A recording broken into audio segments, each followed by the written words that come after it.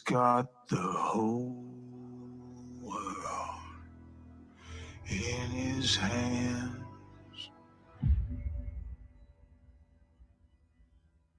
He's got the whole wide world in his hands. He's got the whole world in his hands. He's got the whole world in his hands.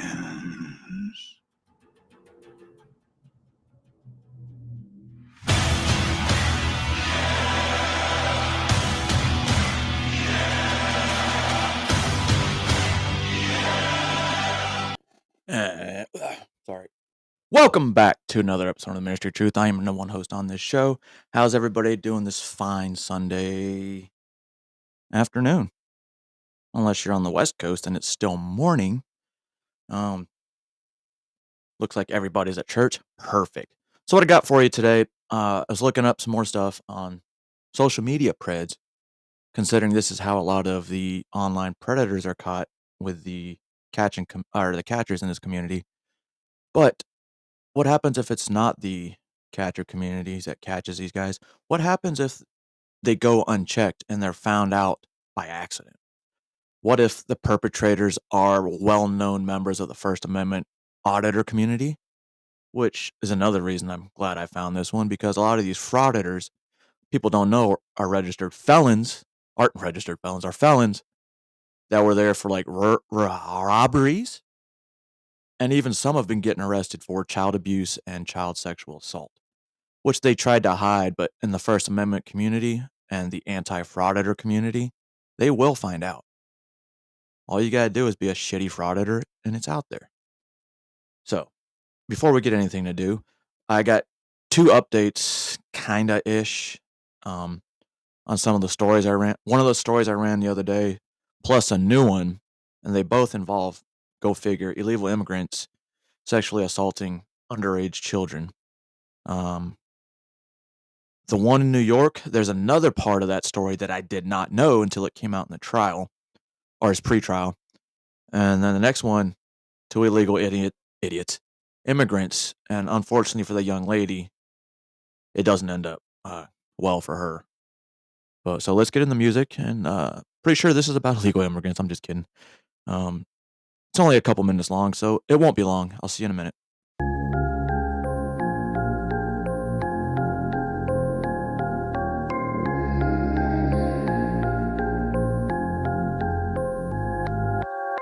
Feel like I'm living a bad dream, just wanna wake up. Don't know how much more I can take, but I just wanna break stuff. No more American dream, it seems it's now turned to a nightmare. These demons be plotting and scheming every evening, but they don't fight fair. When it's time to fight for our freedom, best believe that I'll be right there. We the people are waking up, they finally started to see the light share. The traitors who hate in our country should head to the east and see what it's like there. Nobody is coming to save us. When it goes down, you might not get your life spared. Maximum freedom and minimal government, that's what I'm on. You can hate it and love it, it don't really matter. Our country is plummeting, knocking our stomach, and that will not run from it. Ready for war, they invading our borders. They say with my freedom, no peace and no quarter. They keep us divided, they cause a disorder, but it won't comply with the new world order. And all of these people are so hypocritical. Get right with God, cause it's about to get biblical. Free the J6ers, cause they are not criminals. Everyone knows that the shit was political. This moment is pivotal, it can get physical. Where things are headed, it's about to get critical. People in power, our leaders, they pitiful. Feels like a battery, but that's what we living, oh yeah. Turn on the news every day, everything not what it seems. Make the rules, they don't even care who sees. A lot gets halfway around the whole world, while the truth just puts them all to sleep. I will not wait around for the world to go down like we live in a bad dream. Defending borders doesn't mean just defending white Americans. Most American border patrol is Mexican. It's evident the president and all those who elected and pretending that they genuine. It's all about the Benjamins, these intelligence agencies hiding all of the skeletons. Kids overdose on fentanyl, if not they'll find some heroin. Use emotional tactics distracting us from what's relevant. Where's the real feminists and real humanitarians? Kids getting kidnapped, murdered and raped. They call you racist if you saying you don't think that that's great. Acting open-minded but you really filled up with hate. Hollywood just They're push the fake. same agenda, but it's so fake. All these celebrities would never let you into their home, protecting Ukraine's borders before protecting our own. You complain about America, you say it's not the best here. Tell me why millions of people died just to get here. Turn on the news every day, everything now what it says. Make the rules, they don't even care who sees. Like it's halfway around the whole world while the truth just Deadliest case of human smuggling. This empty trailer, now tied to the Remember deaths this of story. 53 men, women, and potentially children. All Americans, not only in the states most heavily affected, but in every place in this country, are rightly disturbed by the Glad they large know this. numbers Because everybody- of illegal aliens entering our country. That's why our administration is This is the same thing that Trump was saying, but for some reason Trump was racist. This is the same thing Obama was saying. For some reason Obama was racist. Trump is racist. It's weird. moved aggressively to secure our borders more by hiring a record number of new border guards.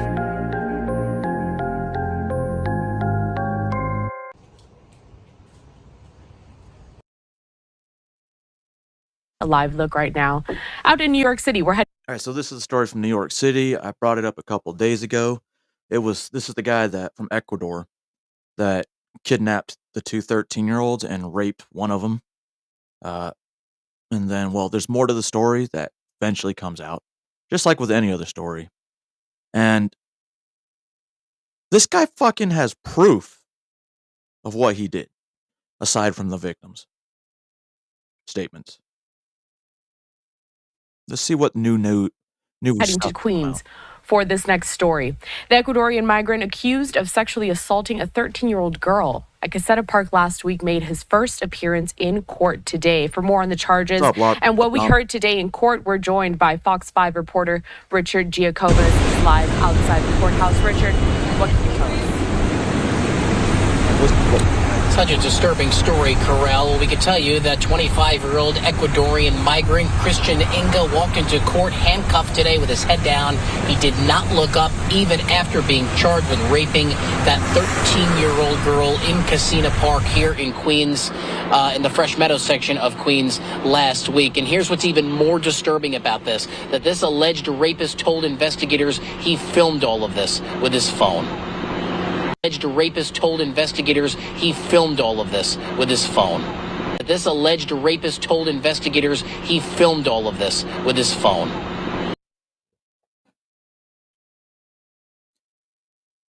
Not only did he rape a young girl, he filmed it. And where did he get this phone? You guessed it. The second he came across the border. What's up, Annoyed? Prosecutors revealed what 25-year-old Ecuadorian migrant Christian Inga told investigators after his arrest. Inga says he came across two 13-year-old teens having sex in Caseta Park last Thursday afternoon. He says he decided... All right. So I'm dissecting the story as I heard it the first time. So he came across these two 13-year-old kids having sex in a park, right? Okay. That made me think. One of the next things that happens makes me really think, did that really what happened? to join having...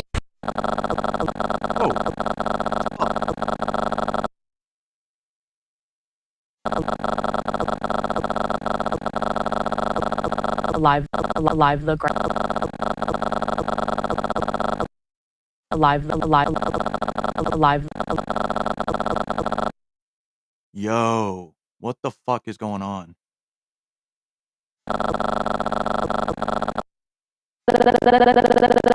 Let's get live. What in the world?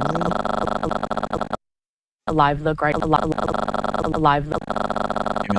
live look right now. Out in New York City, we're heading to Queens. A live look right now. Out in New York City, we're heading to Queens for this next story. That's the weird. Ecuadorian migrant accused of sexually assaulting a 13-year-old girl at Caseta Park. Yeah, I'm gonna fix this. Give me a second.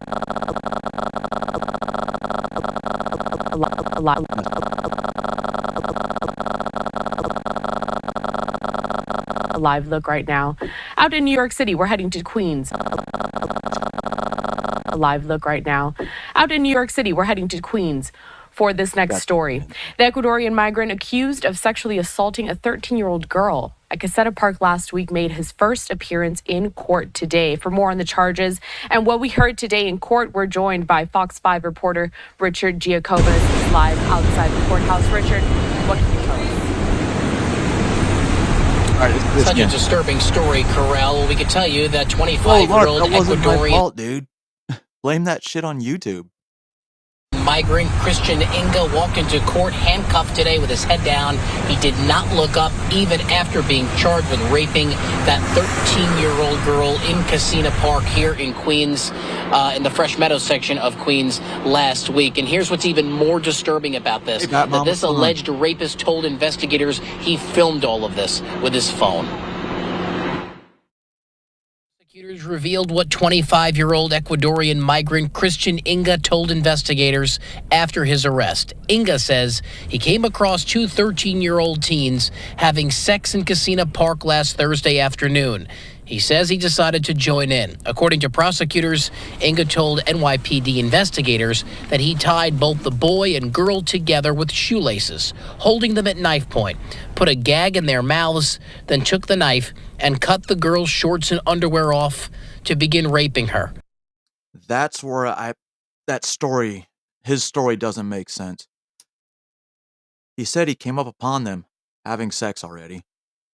And then he decided, oh, fuck, why not? Let me join in. Tied him up and cut off the girl's shorts and underwear. I don't think it's happening the way he said it. All while filming the violent sexual attack on his cell phone.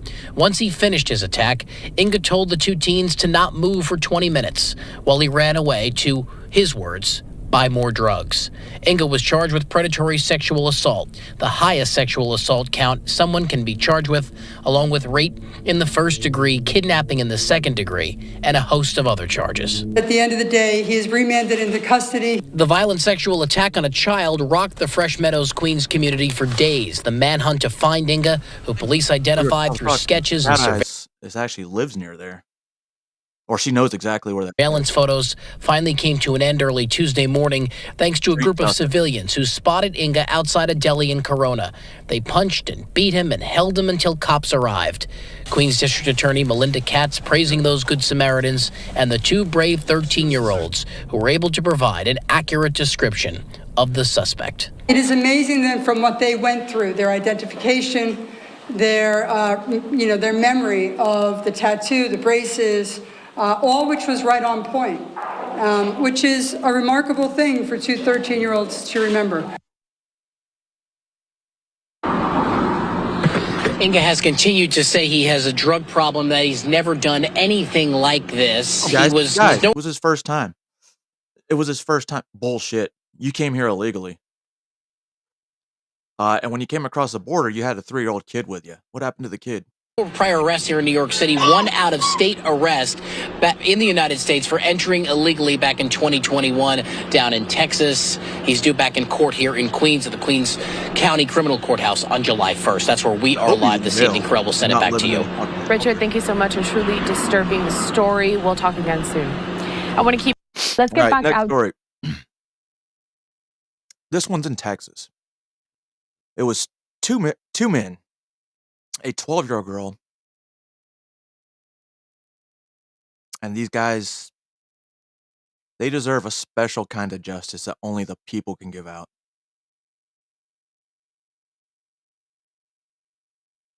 He did, LARP. It was in a different report I was watching the other day. There's so many reports about this, but this one really piqued my interest when I saw it. Not this story, but the previous story. To Houston. Earlier today, we brought you the press conference of investigators involved with that investigation regarding the 12-year-old girl whose body was found. Police announcing the arrest of two men in connection with that crime. For more, we're joined by Fox 26 Houston reporter Jonathan Mejia. He is joining us live now. And Jonathan, I understand that you spoke with Jocelyn, the victim's family. That's right. I spoke with the mom, and she is just dealing with the difficulties and the realities that she no longer has her daughter alive. But today, this afternoon, hours ago, Houston police and Houston Mayor John Whitmire gave horrific details of the crime scene that they saw when they found 12-year-old Jocelyn's body here near this creek. Now, we know that two Hispanic men are now being charged with capital murder. Hearing that the gentlemen that were in these surveillance videos, that they have been found and they've been caught and they've been taken in for questioning, it was the greatest news to hear this morning, to be woken up with. The last few days have been surreal for Alexis Nungary and her family. Her 12-year-old daughter, Jocelyn, was strangled and her body left in the creek. It's just like, still just doesn't register. Just, I can't believe it's her. And, it'll take some sinking in. In a multi-division operation led by Houston police, 21-year-old Johan Jose Rangel Martinez and 26-year-old Franklin Jose Peña Ramos, both Venezuelan natives, are now charged with capital murder. Charges have been filed. Now we want to just... Venezuela. Interesting country of origin. Venezuela was a shitty country. They kind of still are, with a semi-dictator as a leader. They emptied their prisons and let these people migrate here. Venezuela's crime rate has gone down 80%. Justice system to do its job. If there was ever a circumstance where you do not give someone bail, this is it. Investigators did not go into specifics on how the suspects and Jocelyn met or how Jocelyn died, only offering that those details are still being investigated, but they have submitted for a sexual assault kit to be completed. Suspects seen meeting the victim and talking for a few minutes while they were on Kirkendall. Later, the suspects and the victim walked together to a convenience store. After a few minutes, all three together walked to a bridge where ultimately Jocelyn was murdered. Police say the men have been cooperative, and so has the family of Jocelyn's 13-year-old boyfriend, who was the last to speak to her on the phone. Alexis says if she could have that night back, she would have hugged her daughter and never let go. I would have stayed up with her. I would have just lacked sleep. I would have gave her the biggest hug. And I just probably wouldn't have let go. Now the immigration stuff. That's hard.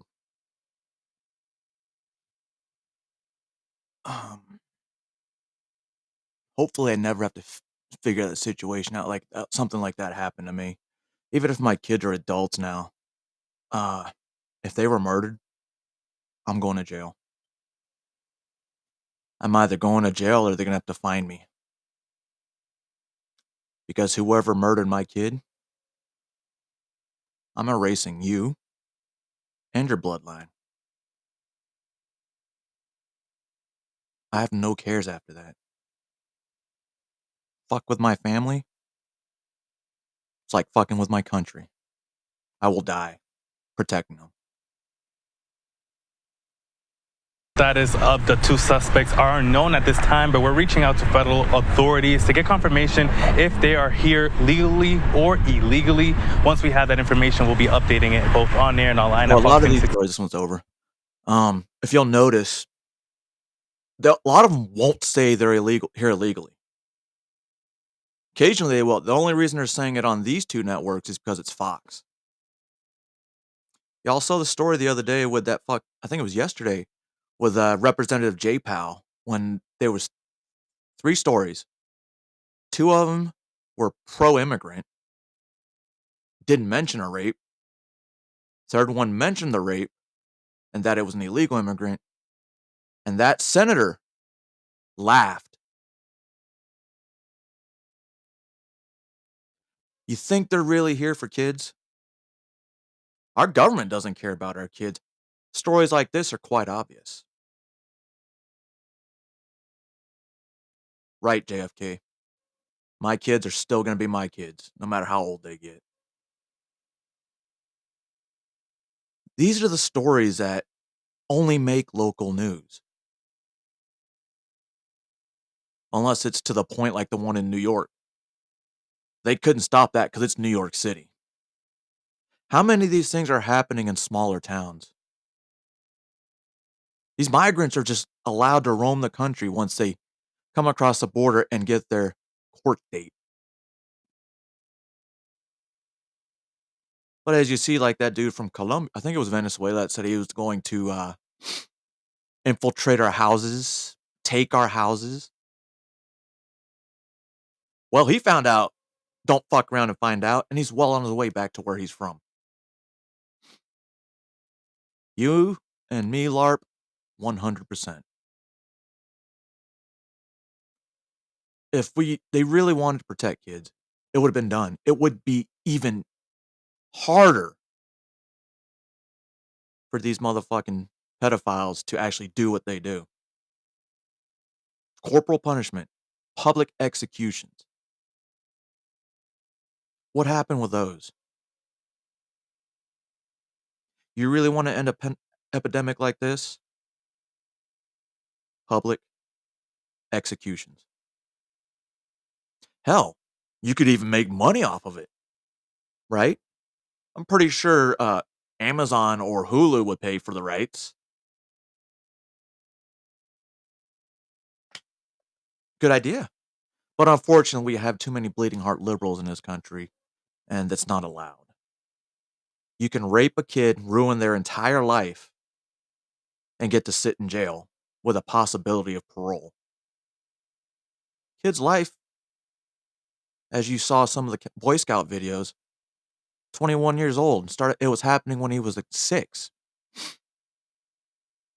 Took his own life.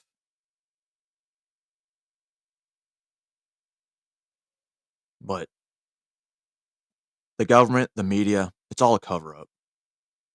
And that goes back to like I said, the whole thing about open secrets. It amazes me. And now the next two stories, like I said, one of them's a First Amendment auditor. I'm sorry, or was. He has some pretty fucking horrific crimes against his own children. Similar story to after that is a TikToker. So without further ado, ladies and gentlemen, boys and girls, children of all ages, I present to you social media predators. But for those of you who aren't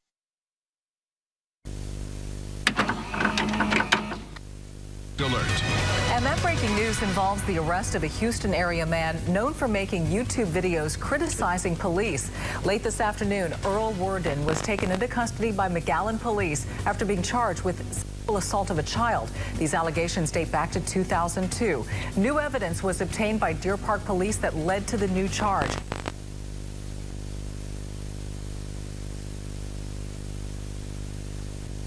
What's up, Eloy? In November of 2015, 55-year-old Earl David Worden would post his first YouTube video titled Nassau Bay, Texas, First Amendment Audit. Just prior to this video being posted, Earl had been filming some signs near to the Nassau Bay City Police Department and had a run-in with some officers, which led him to being arrested and sent to jail. So he decided to return and do what's called an audit of the station. What's that? Why are you taking my phone? All because you're under arrest and I don't want you making any phone calls in the backseat of the patrol car. That's why. Here, come on. And that way it doesn't drop and break because now it's my responsibility. Take the case. 77, sir. 77. Okay. Auditors, or First Amendment keep us auditors, updated have on been that, around man. on YouTube for well over a decade at this point. I'm pretty sure at least 70% of you watching this video would have come across an audit video or two during your time on the platform. But for those of you Quite a who few, aren't actually. aware, auditors are a bunch of people who go around filming properties such as post offices, police stations, public libraries, and other government buildings to test their right to film. In the United States, this would be covered by the First Amendment, hence the name First Amendment Auditors. So the public space. These First Amendment auditors, they're about to learn a hard lesson, right? Because when they film these interactions, and let's say someone says, "I don't want my likeness," well, it's just public, right? And if they say, are you going to make money off this? Or if they make money off those First Amendment audit videos, they can be taken down for copyright likeness or whatever the fuck it's called. Happens all the time to these auditors. Make sure chomos don't catch up to that. Passes the test if the audit is uneventful, and fails if a public employee, normally a police officer, attempts to stop them from filming, threatens them with arrest, or removes them from the public I remember this. space. She said she was a The Moorish audits queen. themselves have become a form of activism, with proponents stating that they're doing it to promote a transparent and open government. Right. According to reports, Earl had been auditing for about a year leading up to November 2015, although the original audits haven't been posted to YouTube and are more than likely located on an obscure auditing forum board. Earl hadn't just built one YouTube channel but rather two over the years, with both channels gaining over 100,000 subscribers. Some of his videos had garnered millions of views. But even though auditing gave him a small amount of fame and fortune, it would ultimately lead to his thankful demise. You see, he was hiding a disturbing secret from his audience, and if it wasn't for his online activities, then well, that secret would have remained hidden. Because you know how the saying goes, there's three sides to every story. There's her side, his side, and the truth in the middle. So we want to get your side. We want to get an understanding, where are they coming up with this? What happened? What was there? Maybe you did drill holes in the wall in the trailer, but maybe not to spy on taking showers. Maybe there was a legitimate reason you drilled holes in the wall. We don't know. What the fuck? But you know, you lived there, you're the one who was there.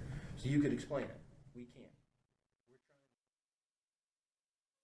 Not much is known about Earl's early years, but if we're to go off what he told his audience and law enforcement officials, then it's believed that he had spent years in the military posted in Europe, before eventually being hired by the United States government, where he was tasked to hunt down a certain group of high-ranking officials who fled to South America after World War II. And although this picture does depict him in a military police uniform from around that period, we can't confirm. I've been in the Army a while. I've pretty much was born in the military. I shit you not, I was born on a military installation. I've never seen that uniform. I've been alive for 42 years. That's a bullshit uniform. MPs don't wear that. Confirm how much of the action he was really involved in. In fact, according to one detective, there isn't any record of Earl ever being in the army. What we can confirm though is that during the mid-80s, he was employed as an armed security guard for a local car dealership in his hometown of Pasadena, Texas. The same detective said that he was 99% sure Earl wanted to get into some kind of law enforcement role moving forward. However, the criminal activities he got up to while working as a security guard would prevent him from doing so. That meant then that Earl's first run-in with the law wasn't in the 2010s and 2020s as a First Amendment auditor.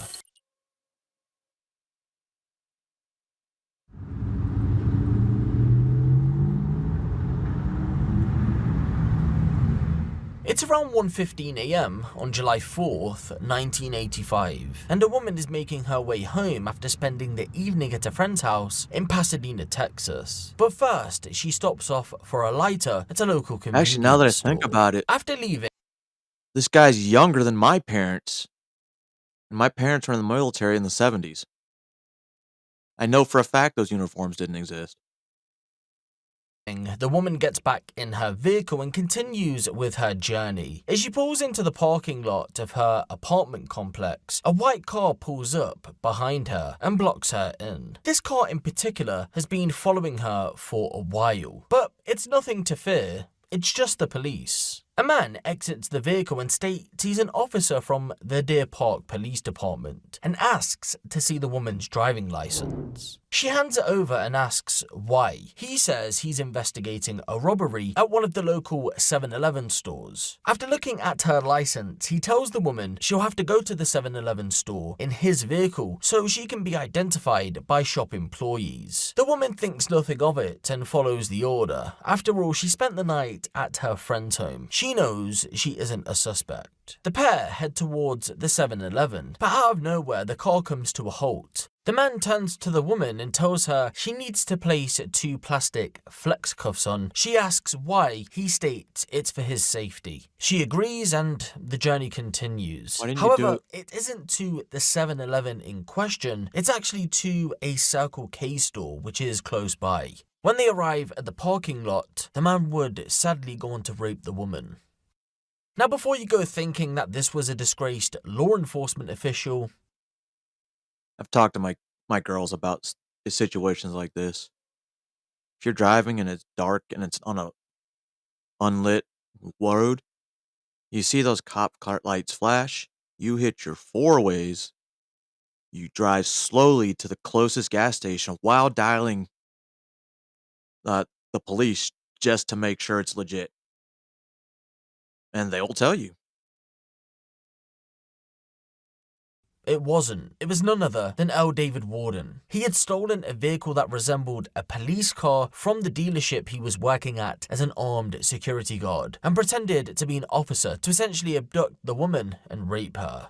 Thankfully, people who knew that Earl had stolen a white car with lights on came forward to police with that information and ultimately put him on police radar. You see, police took a particular interest in Earl because the police vehicles used in the Pasadena area at the time were a specific colour but were never white like the car in question. So when this information was handed over, they knew this was more than likely their man. If I remember correctly, my case... the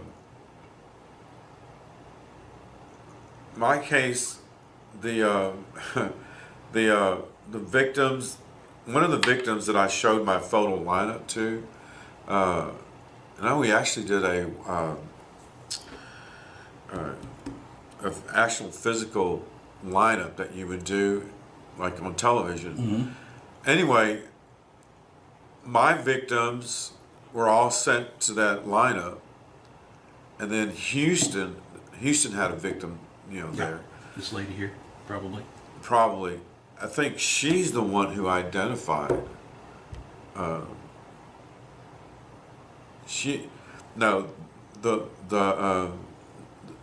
was a victim who identified someone else, and I filed charges on that person. Another detective later on got another case, and she filed. She identified him on his case. I think the detective was Ralph McInich. You see what I'm saying? Mm-hmm. We had multiple victims and multiple detectives working. Oh, you heard about that too, Larp? I heard that the other day, and I was like, "This can't be legit." And then I realized, oh, never mind. We're in a clown world, so yeah, it's gonna happen. You think you had multiple assailants? And the Chinese are already infiltrated enough. They got it in Canada. The one in Houston, the case that the lady identified, really didn't fit this. The same MO. The same MO, but I know back then it was very unusual to have stranger on stranger sexual assaults. Yeah. But man, I'd have to go back and read the report. I know I got a warrant. I got a warrant for him on a photo lineup. Mm-hmm. And that would have been the one who was prosecuted? Probably so. Yeah.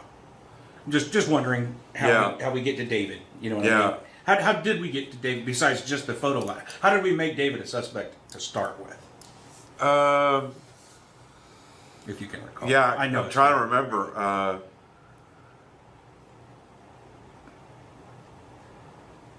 I think it was general knowledge that we had we knew the car was a white car. That narrows it. And back then, Pasadena police cars, because the ladies thought that the guy was actually a police officer. I remember white police cars. Yeah, but our cars at the time were mostly what we call Colombian green, and then we started changing the color scheme to like a dark blue on the newer cars.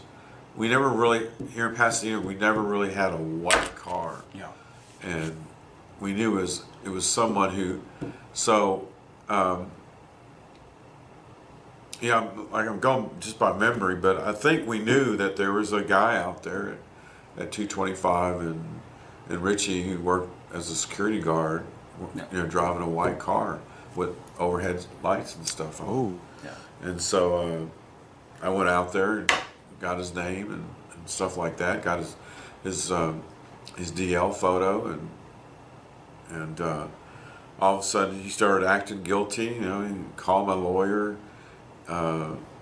things like that.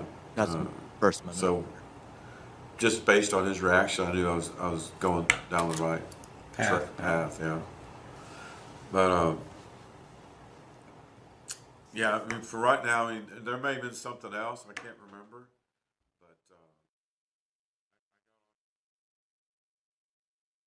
This hadn't been the first time a woman had been raped under similar circumstances in the local area in the summer of 1985. It was just the latest one, and although charges would never be placed against Earl for all the incidents, detectives believe that he was responsible for them. After all, how many people were going around pretending to be police officers, abducting women and raping them? I'll give you a clue. Not many. In the end, Earl David Worden would receive something called shock probation for the rape and the unauthorized use of a motor vehicle charges. For those of you who aren't aware, shock probation is a sentence in where a judge sends the offender to prison for a short period and then suspends the remainder of the sentence in favor of probation, in the hopes that the initial experience will stop the person from reoffending. Quite a shocking sentence, to say the least. Many believe the judge was lenient because Earl was a first-time offender. But as you'll soon find out, this wouldn't be the last time he would go on to do something truly disturbing. So he got shock probation for this rape? For the rape? Armed weapon? Mm-hmm. And aggravated sexual assault. Yeah. Back then what the district attorneys would tell us as detectives is that, okay, we're going to take the best case we got and run with it, and then during the punishment phase, we'll bring up the others that other rapes that he committed, and we'll enhance the punishment. Mm-hmm. So apparently, somewhere along the line, the ball got dropped, and they just offered him shock probation. Oh, they got beat up with this motion, because that motion keeps all that information out of the trial. That's what that motion is about for David. I mean, that's David's motion. That's his attorney filing that paper saying, hey, that part about David raping those other women, that part about David having a stolen car, that part about David's brother, when you're making the arrest of David and David's brother pulls up in the unauthorized vehicle while the arrest is going down, none of that can come into the trial. Okay, so that's the motion. He had a good attorney and a liberal judge.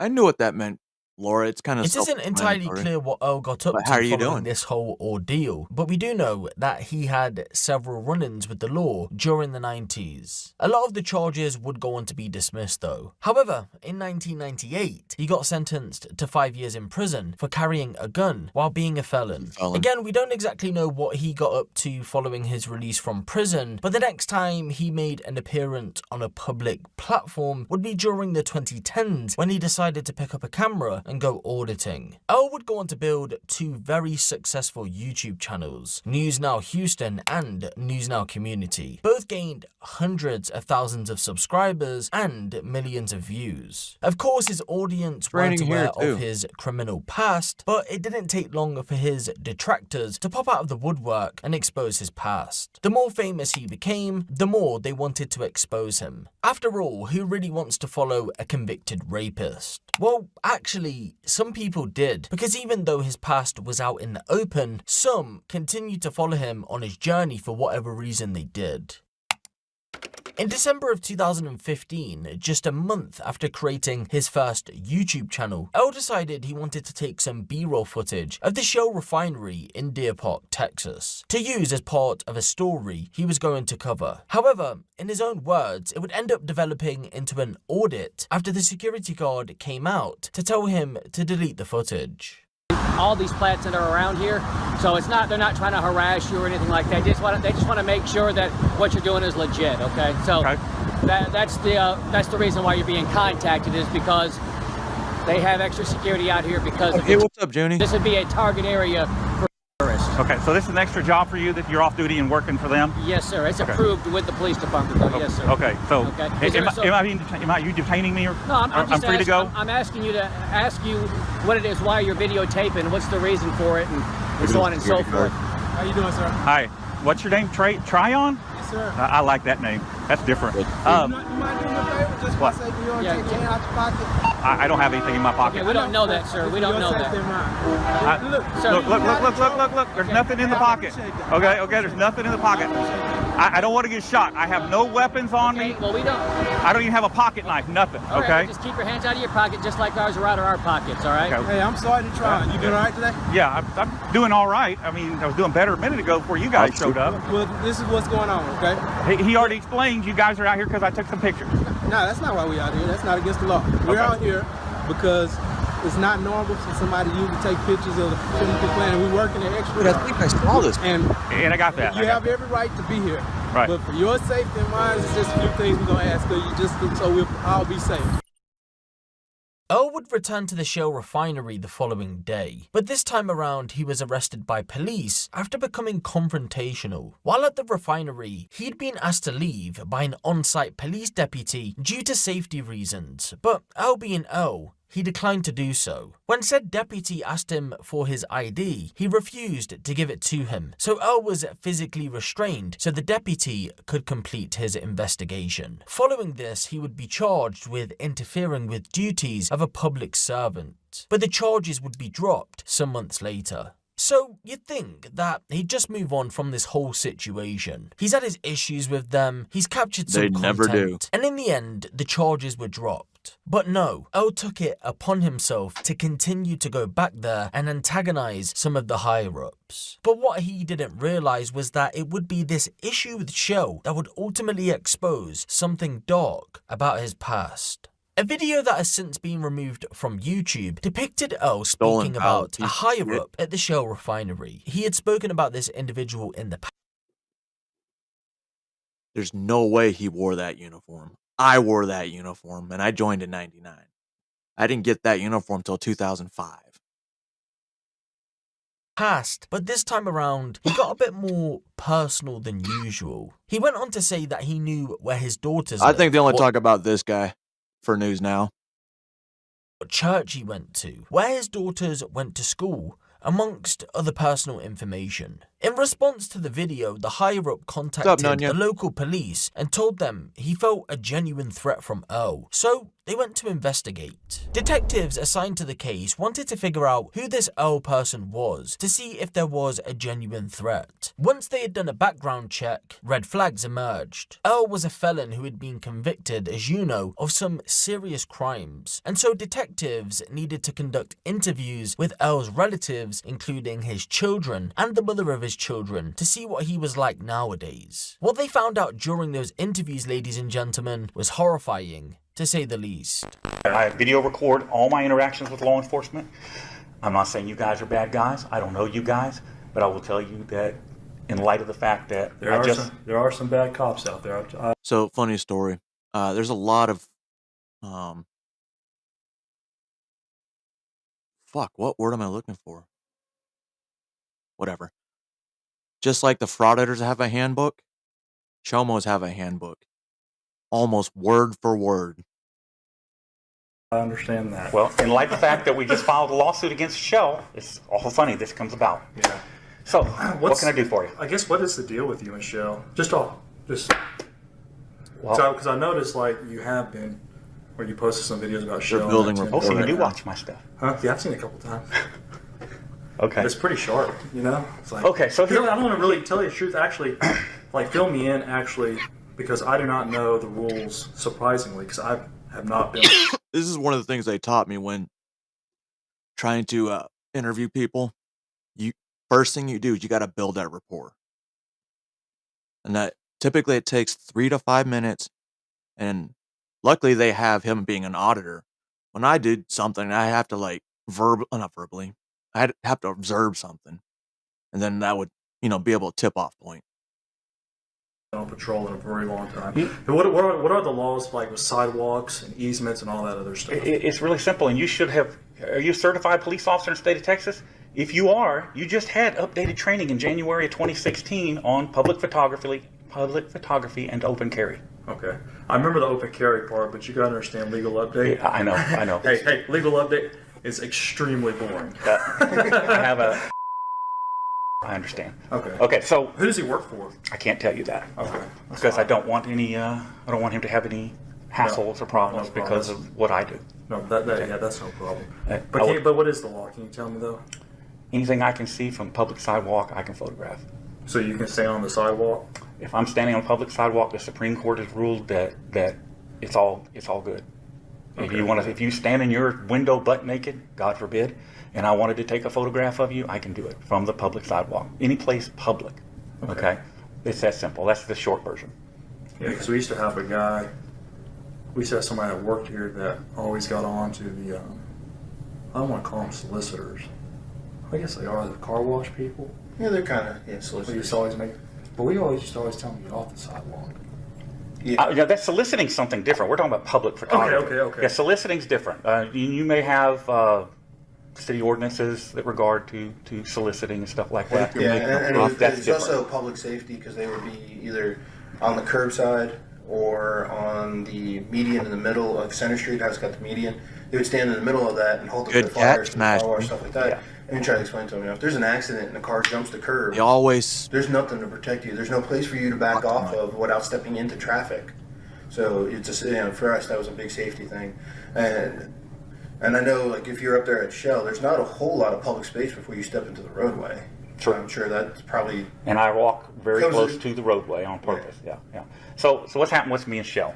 All right, so I got arrested outside of Shell by the Harris County Sheriff's Department. Okay. They stopped me because I was taking pictures of trash along the highway. Now, I had a previous interaction, and it's on my channel, with a couple of your personnel, Sergeant, black guy. How many black sergeants you got? Wow.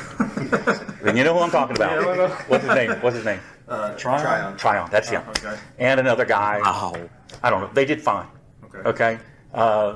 That was, as far as I was concerned, I was done with Shell as far as testing them at that point. So do you go around and test the security for chemical plants or something? It's not testing security. It's not about testing security. It's about testing whatever entity that I'm at. It's about testing them to ensure they respect my right to be on public property and take photographs. Okay. It's that simple. Shell, understandably, is sensitive to this issue, as are most chemical plants around here. Now, I will tell you, and if necessary, I'll provide you with the proper contact point, that anytime I find something that's inappropriate or a security risk out in the field, I have a contact at Homeland Security that I reach out to and give that information to them. If some nutbag contacts me and says, I'm going to go blow up a building, I send that all on to Homeland Security. I don't, I'm not out here to get anybody hurt. That's not what I do. Okay. The whole purpose of what I do is to operate within the law. And of course, I was the day I got arrested. However, Harris County or it's Harris County that arrested me. Okay. Tim Hill was there, and I was out. I'd come back to take pictures of the trash along the roadway. This is the birthplace of Texas, and to me, it is disrespectful. Well, if you go through Brenham, they're the birthplace of Texas. Yeah. If you go down south, they're the birthplace of Texas. Yeah, if you go to San Antonio, to Goliad. But we have all the monuments here, or the vast majority of them. Yeah. And so I had gone back to get pictures of the trash along the roadway, and I had identified myself to Sergeant Tryon. I gave him a business card. Once I realized that he wasn't going to push me about my identity, at that point, most of the time when it comes to dealing with police officers, and you don't see it in my videos because I cut it out. I wonder why. I'll go ahead and give him a business card. Okay. Okay. if you're not demanding ID, then I'm done. Yeah. If you're not telling me I can't be someplace that I can be, we're done. Okay. And they did none of that. I ID'd to Sergeant Tryon, told them that I was going to come back at a later date and get pictures of the trash along the highway. They said that they would put that in the report and put my description and name in there so that nobody bothered me when I came back. I was down on the Monument Road, whatever that road is. Battleground Road. Had an interaction with the sheriff's department there. They told me, the same thing. I'm out on the public road taking pictures of plants. Plants called on me. Sheriff's department showed up. Hey, you're doing fine. Before I left the area, I thought I'd run by and get my pictures of the trash. That's when I ran afoul with the sheriff's department again. It's Harris County Sheriff's Department.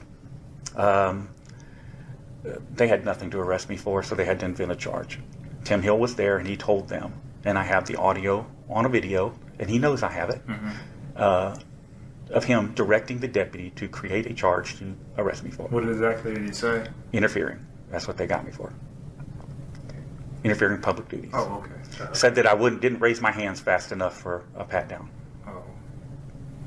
Beat it in court. Yeah. But I didn't beat the ride, and that's the whole purpose. And it cost me about $10,000, all things considered. To Harris County? Oh, well, no, lawyer fees, bond, okay. You guys don't see the other side of the coin when you arrest somebody out here. And this was just a Class B misdemeanor. Mm-hmm. It's expensive. It's expensive to fight it. It's expensive to make bond. Yeah. And unfortunately, too many police officers, all they want to do is make that arrest. Mm-hmm. Yeah, and, you're right. That list is it's unfortunate. This is what's creating the rift between law enforcement and the citizens today. We've gone for so many years, we've had broken windows policing. Mm-hmm. And now we're realizing that all that has done is put a wedge between the community and the people. I'm not anti-cop. Not right. I don't know how much you know about me. I'm also an ex-cop. Mm-hmm. Worked in federal law enforcement. Also worked for the government. When did you work for the government? After I got in trouble. How about that? What's your military service? I initially worked for the government. I worked for a government agency, that I cannot name because I have a confidentiality agreement with Homeland Security.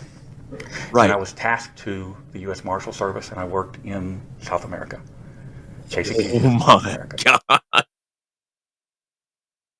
I've heard this story before. After I got in trouble, I continued to work for the government through a contractor. What'd you get in trouble for? Sexual assault. Okay. 1985, 86. Government will And not they still hires you? 80s. They continued to use me because I had a lot of contacts in the area that I was working for a variety of reasons. But anyway, That's interesting. it's more common than you realize. I did that for a while, and that's it. That's the short version on that. So you were actually working for the U.S. Marshals? Before I got in trouble, I was tasked to the U.S. Marshals. That's not what you said. Do you understand the word tasked? Yeah. Mm-hmm. Lent to them. Lent to them because when I was in the military, I spent my time in Europe. And so I Right. had a lot of contacts there. In South America, there were a lot of World War II fugitives, Nazis that had fled to South America. There were also a lot of Americans that were fleeing down there. So I had In Bolivia, yeah. Argentina in particular, Belize. but not just Argentina. The whole area down there was in the 80s a haven for Americans to flee to as well. So having somebody down there with contacts was handy for them. So there's a short version on that. I don't know how much you're getting from DHS on the latest bulletin, but that's it. What bulletin? You should have a bulletin on me. Right. You're not Maybe that they stopped publishing it now. Last year they used to publish them about every 45 days. Yeah, because anything we got on you is, it's been a while. Okay, good. Yeah, I think the last time was a year, 2 years ago or something. And one of your postings, you made a comment about something about drones. You were going to get your hands on a drone or something. So I think that was the last thing. As a heads up that hey, just be aware of this guy. Maybe now have aerial photos or something. But what can I get that you can't get off Google Earth? Well, Google Earth doesn't go inside If houses. you see Google Earth, in certain restricted areas, they'll fuzzy out. You can only zoom in so far. It doesn't. For It doesn't. definition purposes. It doesn't Plus, serve. it's also Google Earth is 6 months to a year behind in most of their images. It doesn't serve any purpose for me. Right. Okay. Other than sometimes to piss Shell off. Mm-hmm. If they want to rain on my parade, I'm always happy to rain back.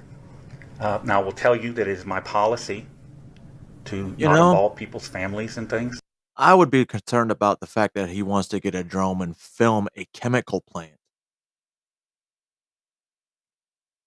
Why would you want to film and interact with securities at a chemical plant?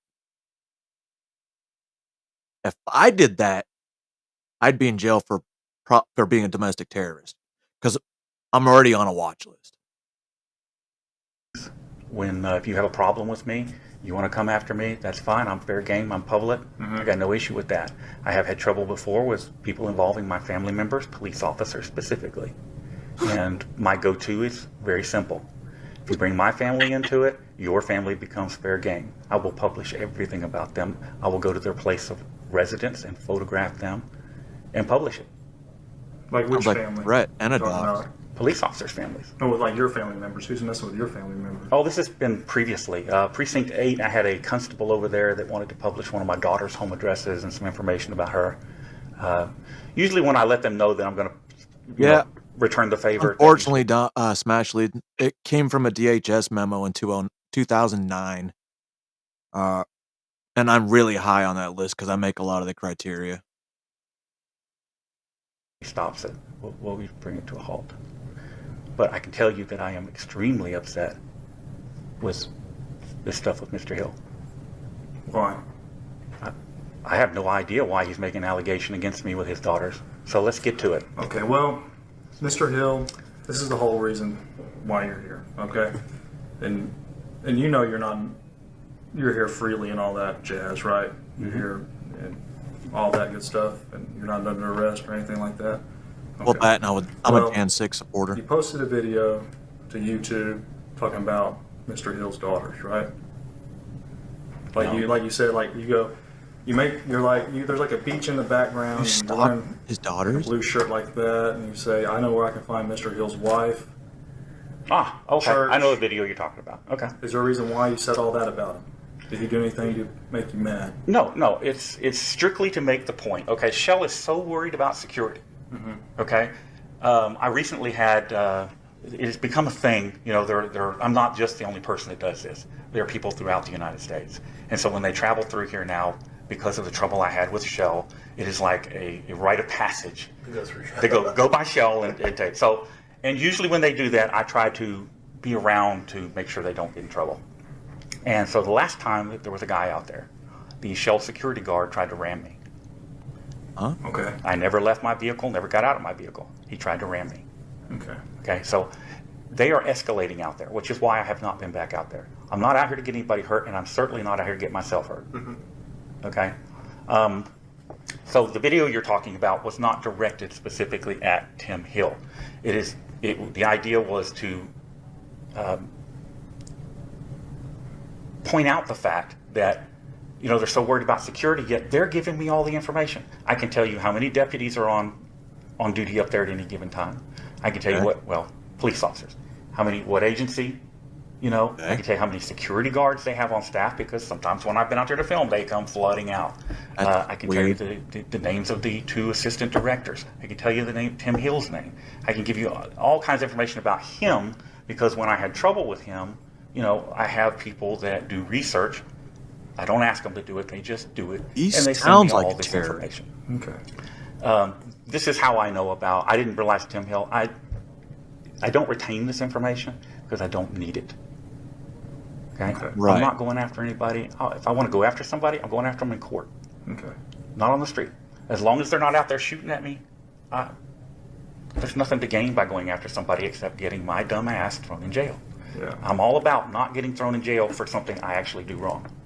Okay, so that was the purpose of that video, was just to point out that Shell, being all about security, is giving everybody all this information. Okay.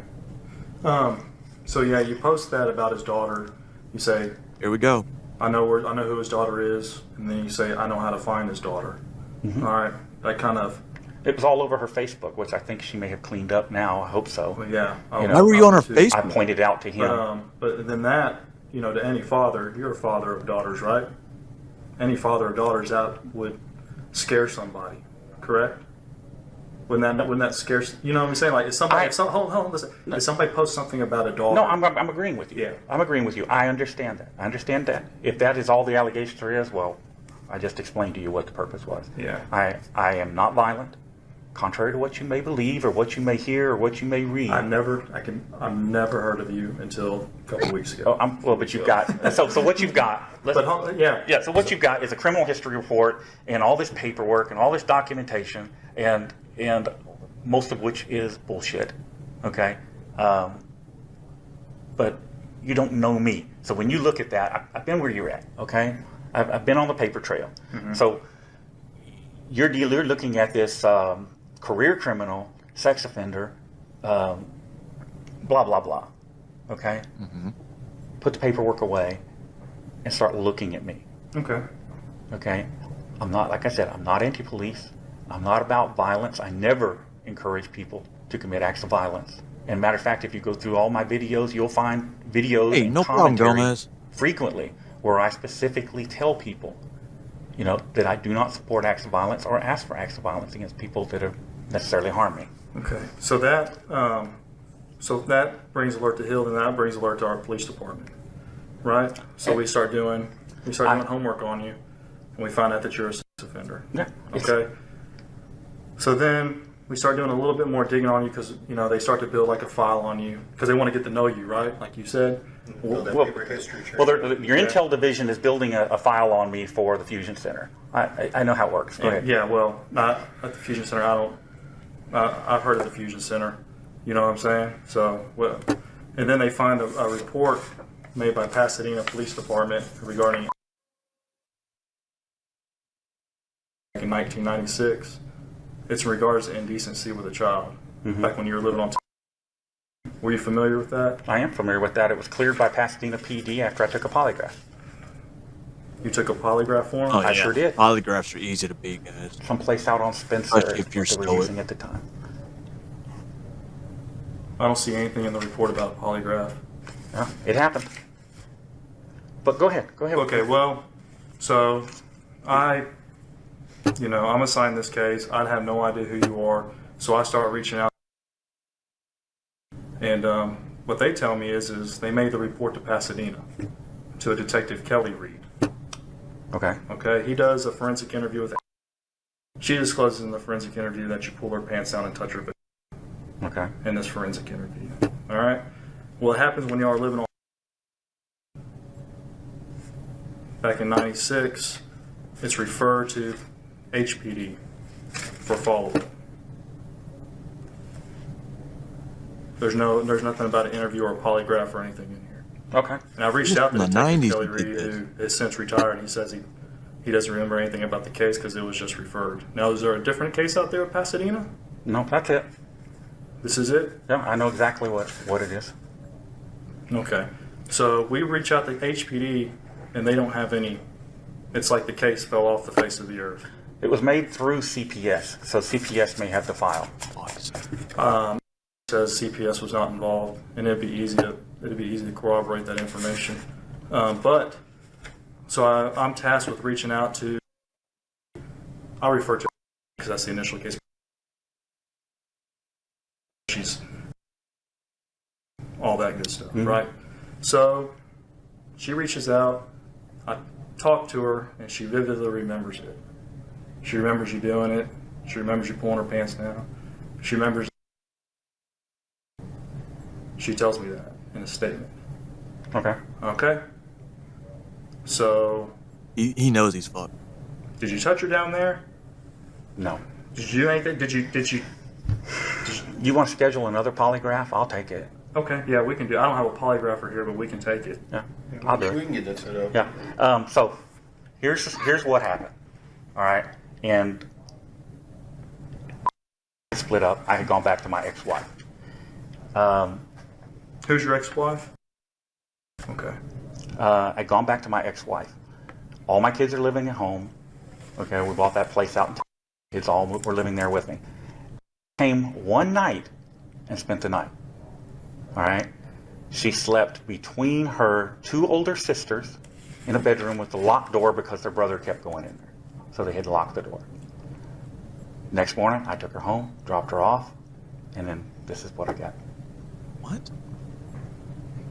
So did you ever take a polygraph? Because there's nothing in here about a polygraph. I did take a polygraph.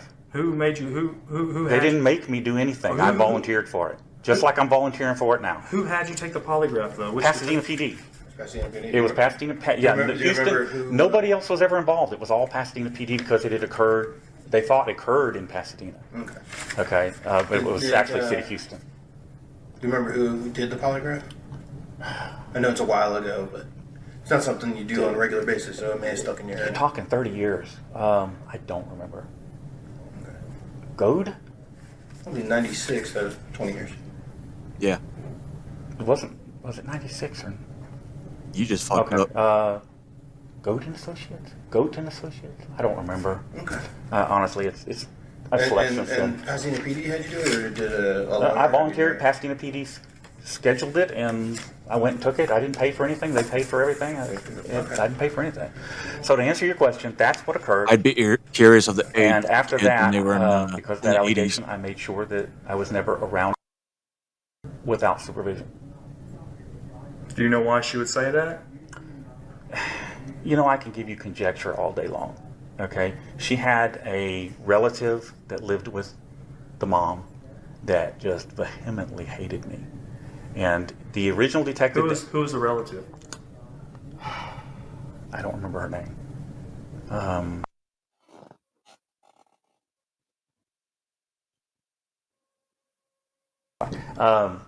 It's her. It is. Anyway, she vehemently hated me, and was aware of the sex offender stuff. So of course, that's what they're going to try to use to go after me. No, Why would they be that's going what after you? Just because she hated me. Just because of the flat out hate? Yeah, Nothing yeah. else? Now the officer from Pasadena, after I took the polygraph test and I sat down and talked to him again, I'll take your word for it. He said to me that it could tell that I had been coached. So I hope he wrote that in the statement, but that is what he said, and he told me, he says, I'm not going to do anything else with this. And that was the end of it as far as I was concerned. Okay. I don't see any documentation about that. But to be fair to you, David, Earl or David, because I've been calling you, I've been referring to you Earl. To be fair to you, David, I definitely will follow up with that information. And like I said, if you want to schedule a polygraph, I'll Yeah, try to we take will. it. I don't have anything to hide. I don't run and hide, and I sure don't run. And I'm going to tell you the truth. It is awful odd to me that this is happening as we're bringing lawsuits against Shell. As far as I'm concerned, Shell owns Deer Park PD. So There's nothing to do with it, Well, though. and he explained to you how we got to it. I understand. I'm just telling you that from my point of view, Right. you can see how that is suspect. He tried to reroute the Yeah, conversation. we got the complaint was filed with us in regards to Mr. Hill and what he deemed as harassment, basically, from what you posted.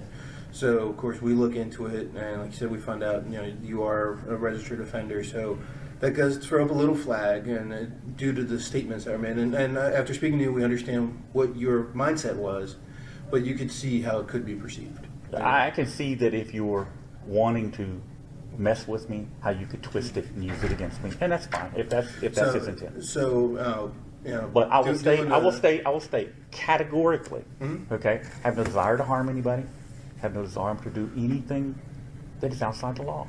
I don't do that. Okay. Okay. Yeah, the only You're a thing- felon. Yeah, you've never done anything Okay. outside the law. She says she remembers it, and she still has flashbacks, and she saw a therapist about it, and she remembers it itching and hurting. Okay, so she remembers it, and so yeah. But I mean, did you do anything like give her a bath or anything that? No. In the trailer, did you change a No. pull-up? Did No. they have pull-ups back then? Nah, I think they did, but no. Okay, did you change your pull-up? I Did think you she was old enough she didn't wear diapers then. Okay. Yeah, but So you didn't change her? No. Change why? Okay. No, absolutely Well, she's not. saying she remembers it. She saw therapy for it, and this and that. So, you got any beef with any of your other daughters? Yeah, I got it. Are you serious, Haystack? What's her name? See, Matt, it's always falling on deaf ears, and that's why I made the statements I made. See why I did it? I'm proving a point, and there it is. What's your beef with her? Just We don't get along. I divorced the mom, and then some of my relationships with some of the kids. Yeah. Okay. All right, because I talked to some of her other daughters made disclosures of abuse against you as well. They have. Right? So fuck it. tell me about how you used to drill holes in the wall and look at her into the shower. I have no idea what you're talking about. Yeah, you used to fondle her breast. No. And when she was you found out she had a boyfriend. She was old, and she had a. Okay. So you found out that she had a boyfriend, and then what was that? Tell me about that. We don't have that incident. Well, there was a big blow up. We had a big blow up over it, and she went to stay with her grandmother. Okay. That's it. Because she told me that you went into her room and she asked if she was still a virgin. Pretty much says you're gonna have to. No. You're gonna have to give your virginity to me before your boyfriend. No. Oh, you said no. No. No, because when I talked to her about this, she started crying. It stuck with her. It's stuck with them. It's stuck with her for a long time. All right, Gomez, enough of that. And Stay off of them. I've interviewed a lot of people, and you can tell the emotion come out, man. You know what I mean? You can tell the emotion comes out. I have no explanation. Okay. There are a lot of things that I've done wrong in life, Mm-hmm. and unfortunately, the good that I do doesn't make up for the wrong. Okay. But for what you're asking about, okay, no. What about beef with any of your other daughters? Oh shit. I don't get along well with most of my kids. I wonder why. Is there a reason for that? Well, I spent most of my life in and out of jail. Okay. Cheated on their mother. They're all very close to their mother. And I spent a lot of time cheating on their mom. Okay. And so there is. What about? Do you have any beef with her, problems with her, or anything like that? I don't speak to any of my children except for. Okay, so whenever I go and I find and her husband and her children, and we sit down at her house, and I start inquiring into you and all this and that. You know what's weird? She starts. For some reason, I don't speak to my parents. I haven't in over 15 years.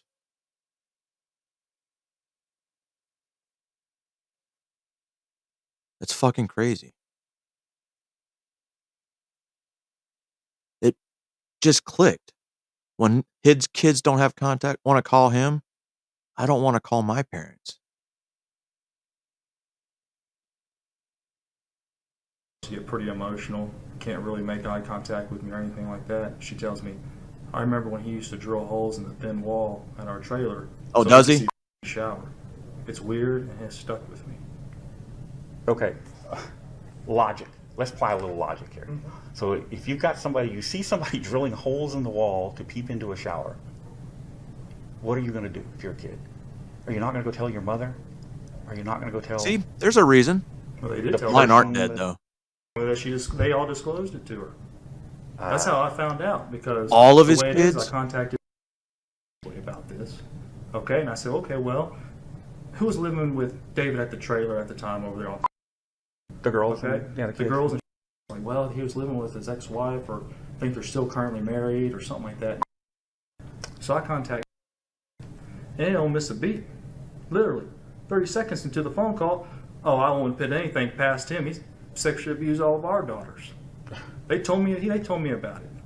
So your logic, let's apply your logic. They did tell their mom. When did they tell her? Huh? Apparently they didn't tell her when it was going on, or are they scared? Doesn't matter. I don't know. You're asking me for conjecture. Mhm. Okay, I can't give it to you. All right, I am telling you, didn't happen. If you want to grab it and run with it, then do what you got to do. Okay. I mean, don't you think that? I mean, it's kind of odd, Yeah. because we're not talking to them, at the same time. Just talking to them one at a time. Everything else, we're getting kind of consistent storyline. Okay. If this is what they said, then that's what they said. She's going to talk too. So she's about to. Says. If numerous children came forward and said it's the same exact thing, how's the story not true?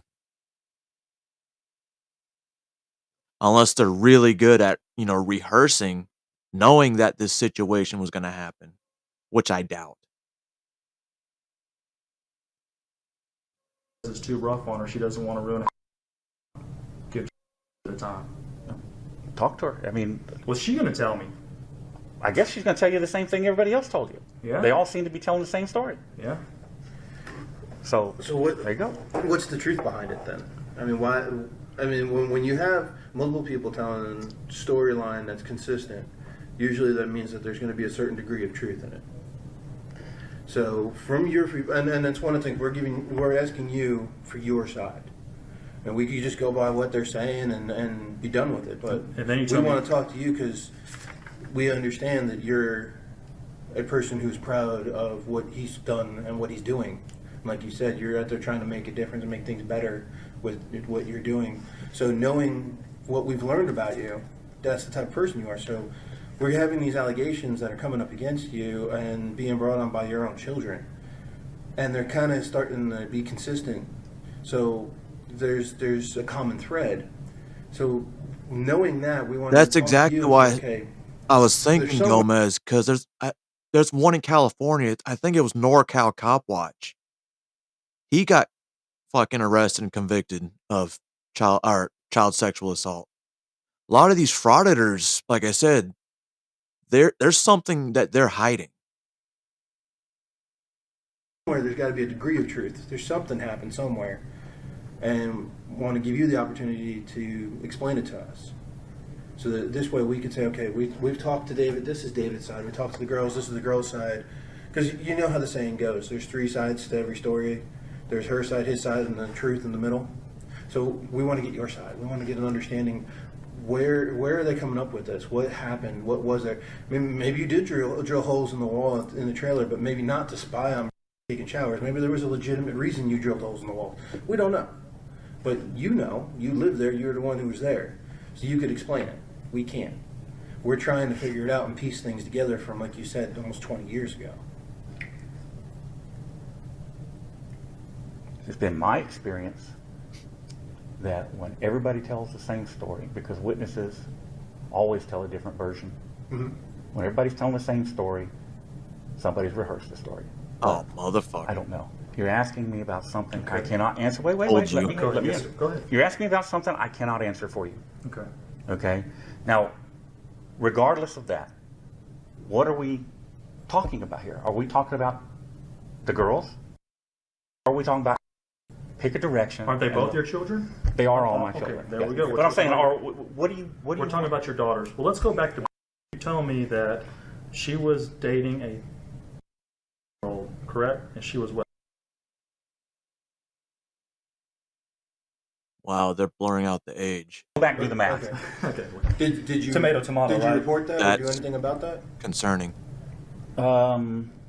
We talked to the police, Houston PD, about it, but it didn't go anywhere. Okay. Did you? Okay, so you find that you think that's wrong for him to do that? Dating a- Yes. You do? Yes. Okay, then why did you do it? I didn't. Ooh. I know where you're going with this. Yeah.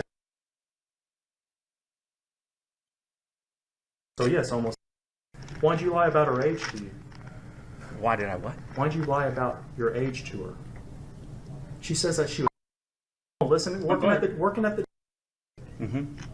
You come in there all the time and hit on her, and No. she tells me that you told her that you were in like mid-20s or something like that. And she Late finds out- 20s.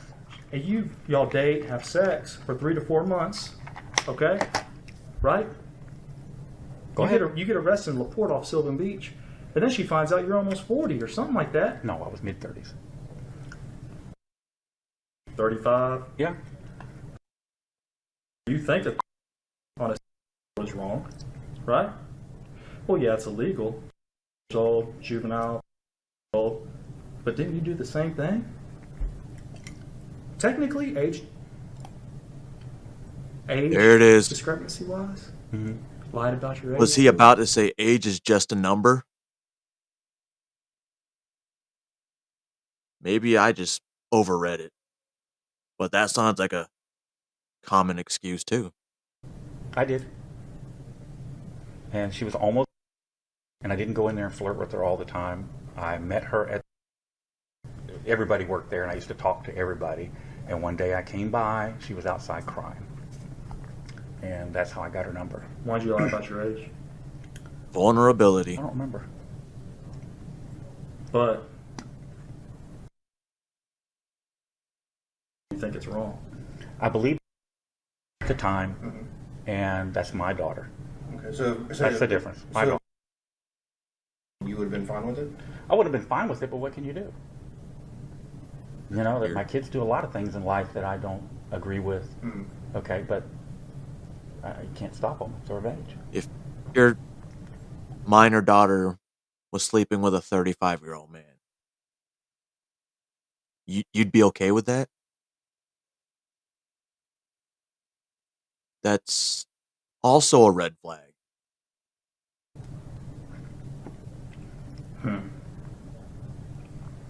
Just say, yeah, all these people are coming out like you're saying, they're all having the same story. You can either look at it one or two different ways. Yeah, they don't all have the same story. They conspire. Well, didn't you just tell me that? No. They're consistent. There's All the consistent statements. All the consistent statements. They're not consistent statements. Then what? Let's go back to what you were telling me about then. Use your word. Use your verbiage they were. that you just told me. You're saying it's consistent statements. What we gotta make the distinction here.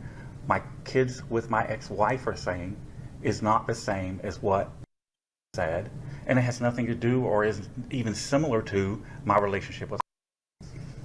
Okay. That makes no sense. These are completely different things. The allegations are completely different.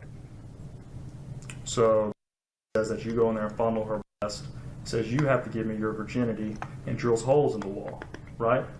So I go and find a she corroborates that. She gets emotional, right? She says it's weird and it's stuck with me. Okay. Fondling of the breast, going into the room, touching her. She has to lock her door. It's a disclosure. The one time she goes over to your trailer, it's already happened. She got touched. She got touched. At the trailer? Yeah. That's what she said, yeah. Yeah. But I was never alone with her. She was there for a weekend, right? No, she was not. She was there for one night. One night? One night. Okay, well. One night and... She remembers it. Listen, she remembers it. Okay? It's stuck with her. All right? She has flashbacks. She can't even sit in the... She tells me, I got to get out. I can't listen to it. I saw therapy for it. And we're getting therapy records, too. So, we'll get her therapy records and see what she told the psychologist. Okay. All right? And I have to contact these people because I'm tasked with that. Right? It's not like they're like, you know what? I really hate David, Dad. Let's go make up some allegations and report this to the police.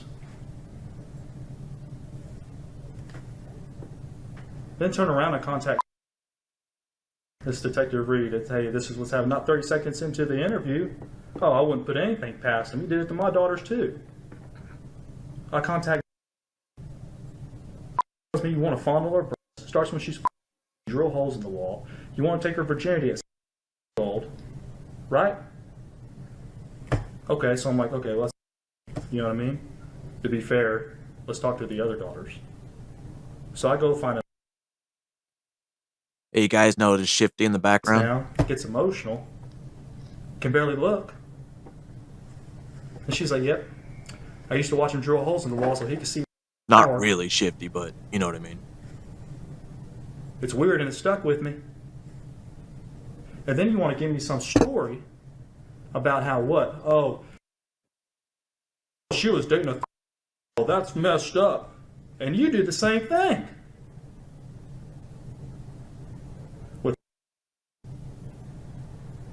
And then you want to tell me you took a polygraph. There's no polygraph in here.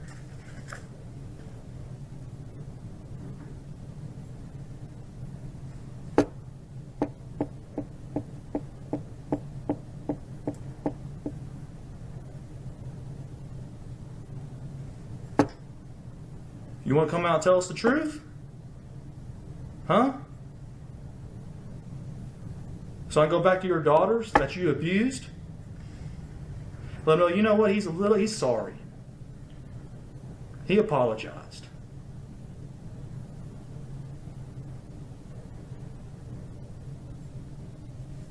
They're your daughters, bro. One's had to see therapy, they all hate you.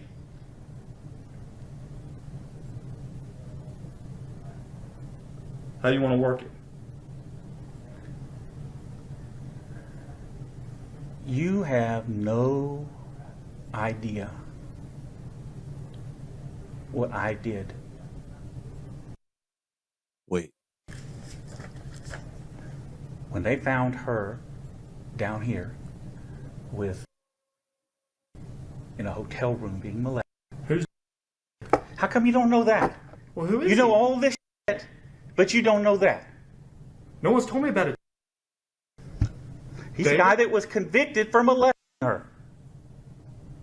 No one's told me about it. Imagine that. So tell me about it. You know, if a guy was Imagine that. convicted, Tell me about it. So you don't know everything, do you? No. But now you can give me something to follow up on. I'll tell you what you do know about that much of a story that's that deep. Well, tell me about it so I can get that high up. All right, fill us in. I mean,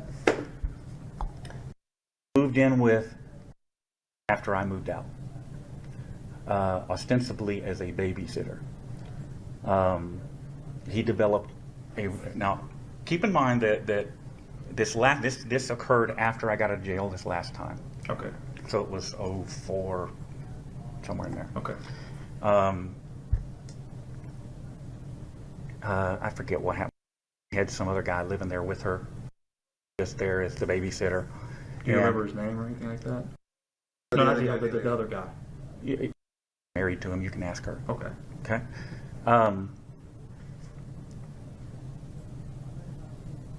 And I had a relationship with him at that point. he's making A it good up as he goes relationship. along. We did things together with her other siblings along. Mm-hmm. Never had any issues, but as came in, she began to get more and more distant, and I had conversations with her about this, and she just said, "Oh well, she's a kid, you know, let her do whatever she's going to do," and it got to the point where I confronted and told him that I thought he was a child molester and that he was doing something with her. He denied it. I asked her, she denied it. At that point, I was cut off completely. No more contact. Okay. All right. Weird. Pasadena PD picked up, they had some kind of fire at the house, and I'm getting no information about it all from her mother. I was cut off from everything.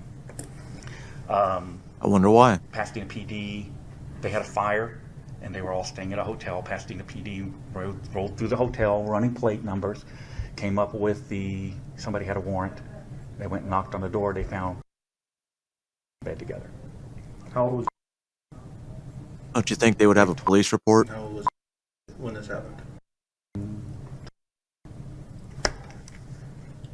2004, you said? Yeah, 04, 05. He's convicted. He's on the sex offender list. Why aren't Nobody you? mentioned that to you. No. Wow. So then this is part of why we're talking, because No, what you you're have what more you're talking to insight. me to is to try to get me to trip up because you're trying to build a case. I know what you're doing. I got it. Okay. The fact that you're going back so far is suspicious, but whatever. You're going to do what you're going to do. Yeah. Okay.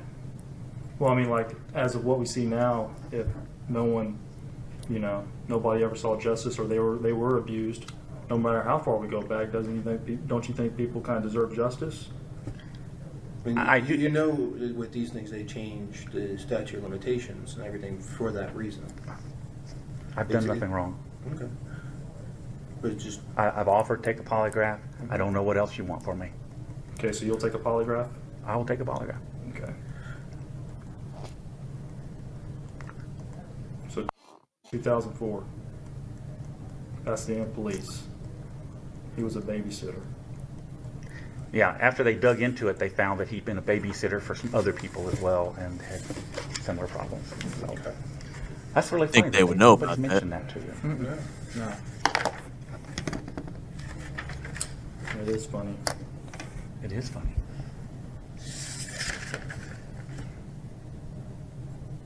What's he doing?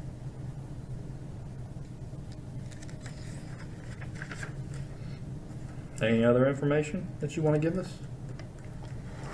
So what happened with the situation? You said you went and talked to HPD, and then they kind of didn't really do anything. They had a unit come out, and this guy, or she seeing this guy? No, she went and stayed with her mother, who only lived a few blocks away, and my older brother, and they ended up getting together at some point. She was sneaking over there to see him. If I think about his name, I may come up with it, but at this point, it eludes me.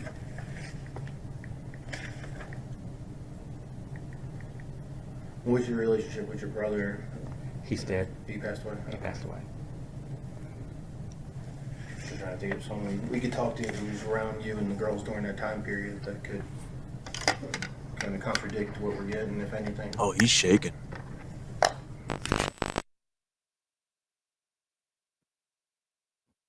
It took police 2 years following these interviews to bring a charge of sexual assault of a child against Earl. That would be in relation to the abuse of his daughter back in the 90s. According to his daughter, Earl had sexually assaulted her every night for 2 years, starting when she was just 14 years old, while they lived at a trailer park in Texas. She would tell detectives that he would do things that made her uncomfortable, such as acting like he was tickling her, but instead was groping her, and would make her bend over in a sexual manner if she was wearing a skirt, for example. The abuse had also taken place while she was sleeping. On one occasion, she remembered waking up while it was happening. During that incident, she felt him touch her private area for a moment, and then he left the room. The abuse finally came to an end after 2 years when Earl's daughter began dating an older guy from the trailer park. Earl told his daughter that she could do whatever she wanted with this older boy, but only if he was allowed to take her virginity. On the night of that conversation, Earl was said to have tried to have sex with his daughter, but ultimately she managed to fight him off and ran to her grandmother's home, which was also located within the same trailer park. Earl's daughter would go on to tell detectives that she told her grandma, but she didn't call the police. After being charged in 2019, Earl walked free from jail after posting bail, and even though his new charge was out in the open, his YouTube channels continued to grow. You see, much of his audience knew of this charge, but a large portion continued to support him because he twisted the situation and made out as if he was being targeted by Shell and the police department due to his auditing activities. First Amendment auditing. In December of 2022, Earl went on a 3-day trial over the child sexual abuse charge. But in the end, the jury couldn't decide whether to find him guilty or not. It was a hung jury. Waiting on jury, they were hung last PM 6v6. Judges giving them some time today to try and work out details and come to a decision, but looking like a mistrial. Earl's spirit was at an all-time high, and it was all smiles for the camera. To say that he was confident that he'd at least beat the case for the time being would be an understatement. However, the reality of the situation was about to hit him like a ton of bricks. You see, when the jury returned, they finally came to a decision, and that decision was guilty. Earl David Worden was sentenced to 20 years in prison shortly after that picture was taken. Only 20?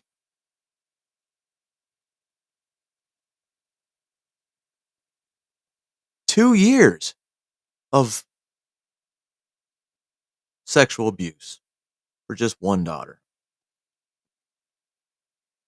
All he got was 20 years.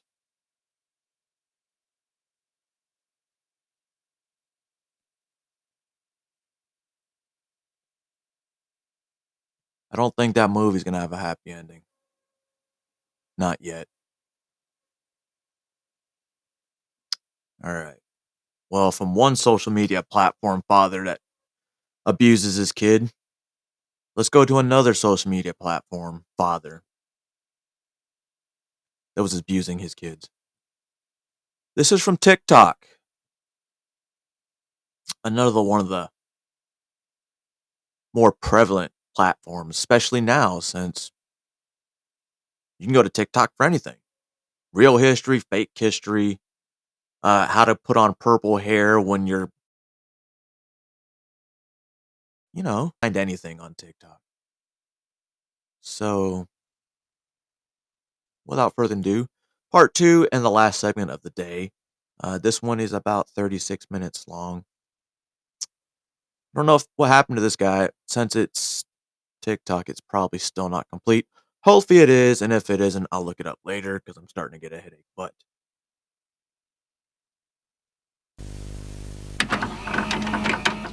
And you met with the father who adopted several foster kids, and he says as much as he's given to them, they've given a lot more back. They have definitely, and we're talking 9 boys. Tonight, an adoptive father of 9 boys is in jail, charged with horrific crimes. He is accused of abusing one of those boys who called into a podcast trying to get help.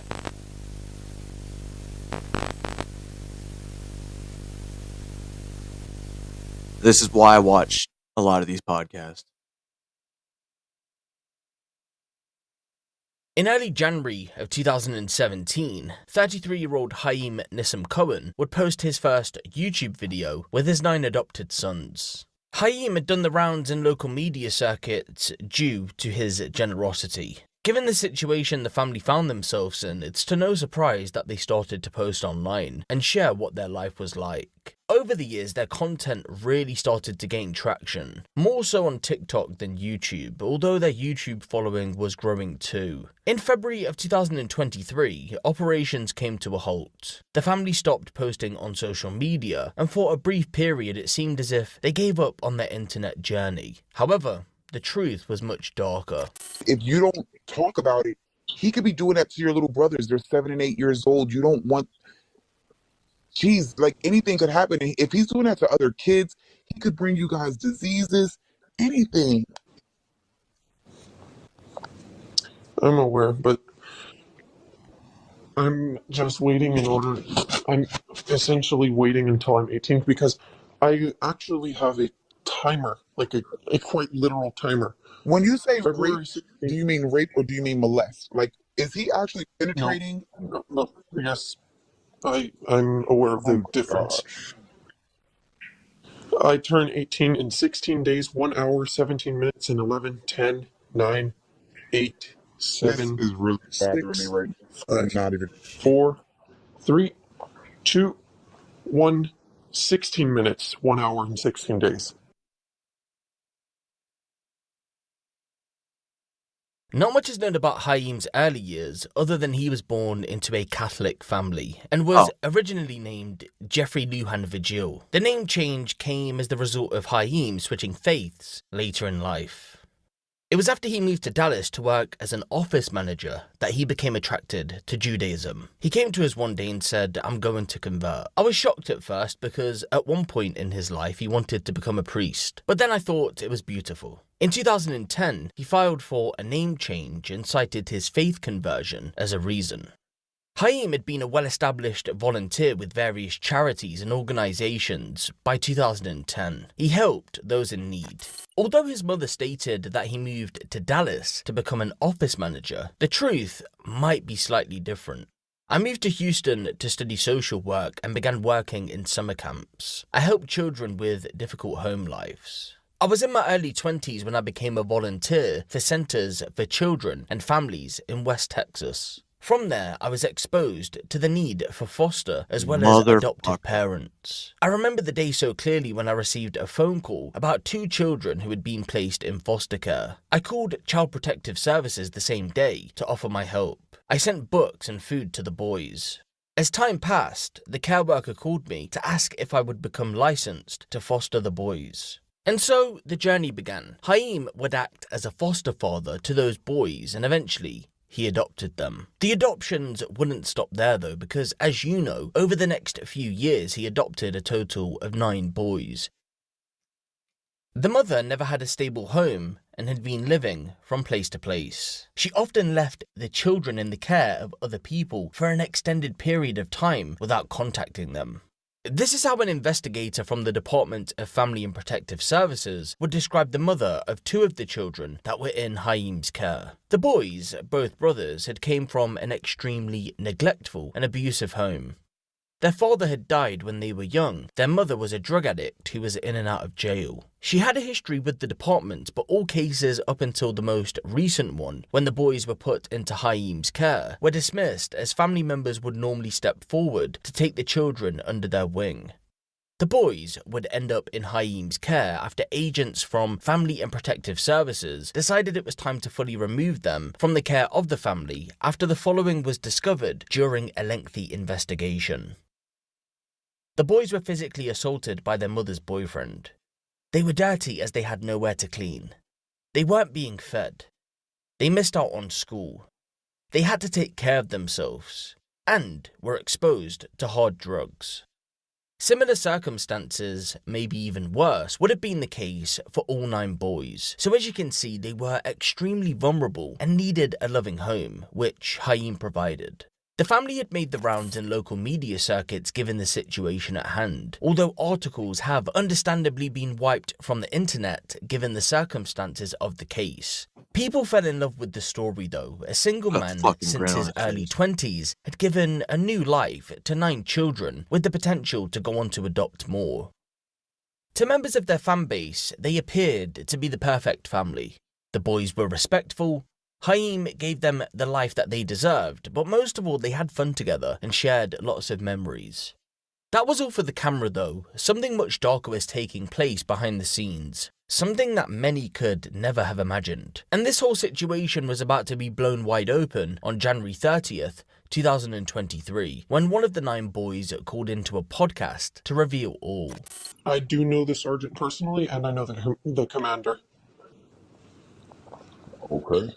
Now, the problem here is it's essentially my word versus all of my brothers. And I don't want to give any information that could... I already know how NCIC and PCIC work. I know how a lot of the different things work. So I don't want to provide too much detailed information. I just want to know what should be done. I don't... Well, it's not your word against your brothers, because your brothers are not the ones that's doing this to you, right? Is it? No. But technically, when it comes to the CPS investigations, there has been 8 launched, and all of them were acquitted. So I'll make this is slightly even worse. Since we were little, seeing that we came from CPS, we had very obvious cognitive issues, specifically 3 of my brothers, and they happen to all take psychotic medications. You can see where this is rolling. He has a doctor who was friends with him, and I'm speaking of my father now, and he essentially had us all placed on medication. So hold on, I was just checking to see if my father was coming home because I thought that there was a car. So essentially what I'm saying is anytime we make a CPS investigation, he'll either bribe us or he'll just directly scare us. And 2 of my brothers are 7 and 8. So there's no chance. We do not have cameras inside. I'm smart enough to take a burner phone, which is what this phone is operating through. It's just Wi-Fi. My dad doesn't even know I have it. But anyway, I'm about to be 18 and I don't know exactly what I'm going to do. I have a driver's license, which is valid, and the thing about it is I'm not allowed to have it. Let me ask you a question. Where are you at right now? Can you just leave and go somewhere? Like, if I gave you a safe place to go, will you be able to but go the there? brothers will be left there alone. Not entirely sure. Why? Because all of my brothers are here. Baby, listen to me though. You need to get your brothers help too. You need to get out of here so you can help your brothers. I was raped too when I was young, and you know something? I wish that I was more brave to do something different, because then you have to worry about the fact that if you don't talk about it, he could be doing that to your little brothers. They're 7 and 8 years old. You don't want. geez, like anything could happen. And if he's doing that to other kids, he could bring you guys diseases, anything. I'm aware, but I'm just waiting in order. I'm essentially waiting until I'm 18 because I actually have a timer, like a quite literal timer. When you say February rape, 16th. do you mean rape or do you mean molest? Like, is he actually No, penetrating? no, yes, I'm aware of Oh the my difference. gosh. I turn 18 in 16 days, 1 hour, 17 minutes, and 11, 10, 9, 8, This 7, is really bothering me 6, right now. I'm 5, not even. 4, 3, 2, 1, 16 minutes, 1 hour, and 16 days. The devil is a liar. Let me ask you this. Have you been to the police? I go every single week. And they don't do anything? I haven't told them. Or so why did you go to the police if you didn't tell them? Well, I didn't go to the police. I go because I was put into the program by my father. It's just another addition as to he can say, my kids are perfectly okay, which has been done before. No, this is different. If you go to the police, they will do something. If they have information. That you are the information, babes. Wouldn't they need a warrant for anything? No. And they will keep you safe. They're not going to let you go back to that house, and they're going to pull I bet every kid out of there.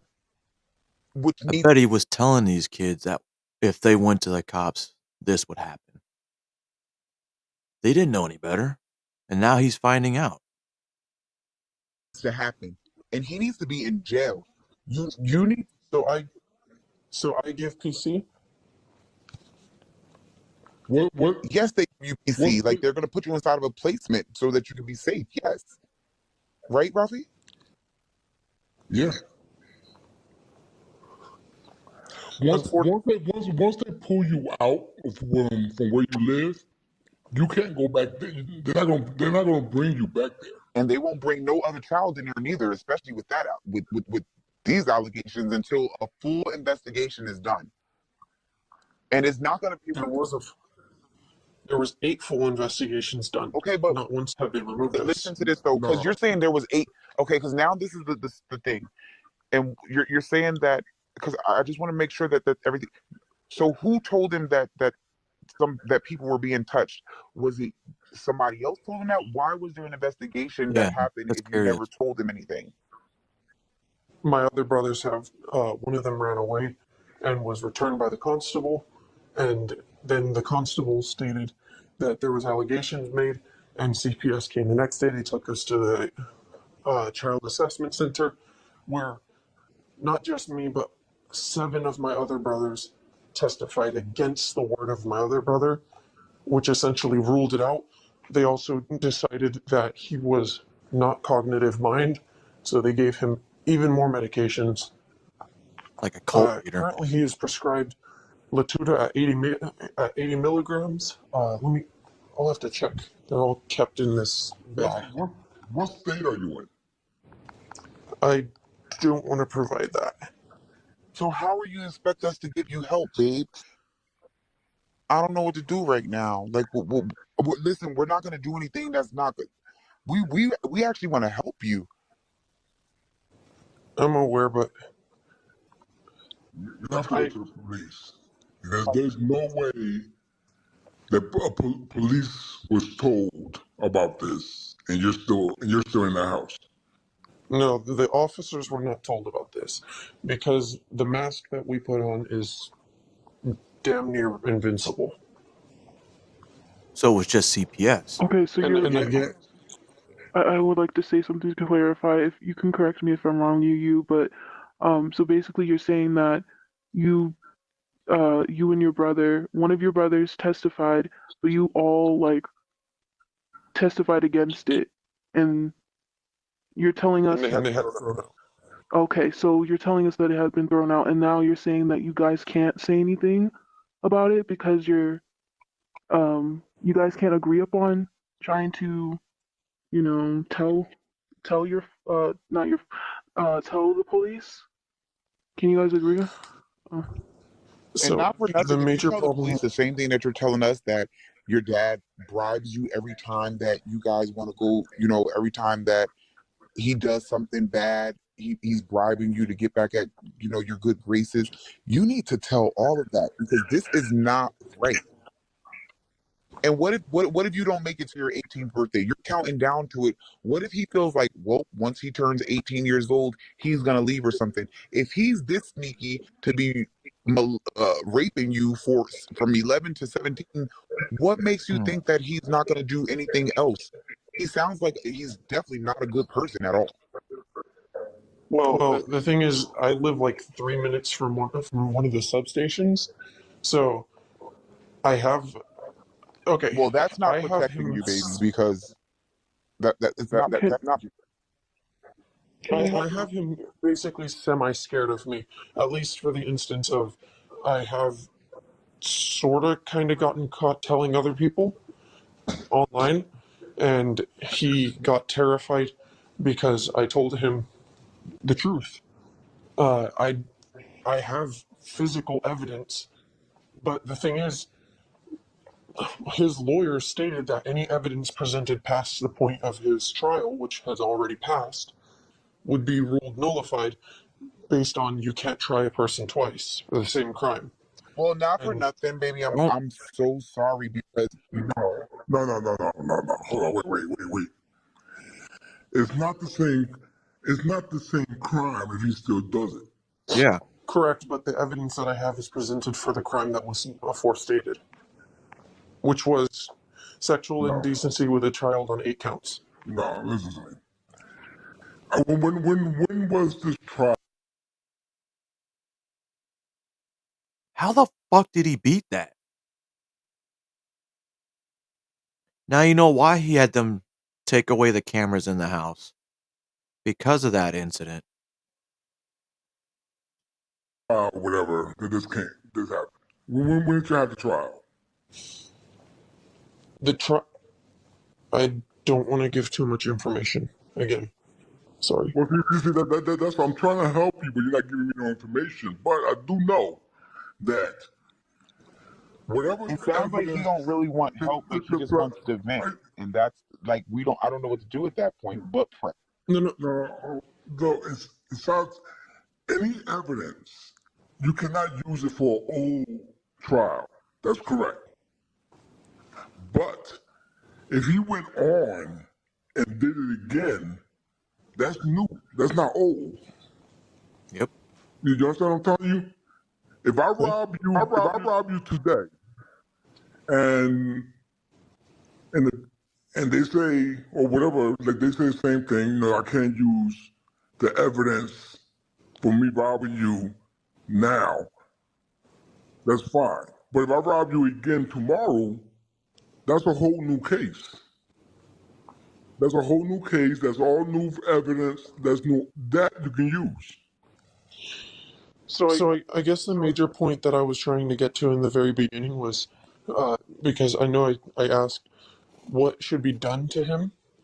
I'm asking more of, should I basically, I also am afraid of retaliation.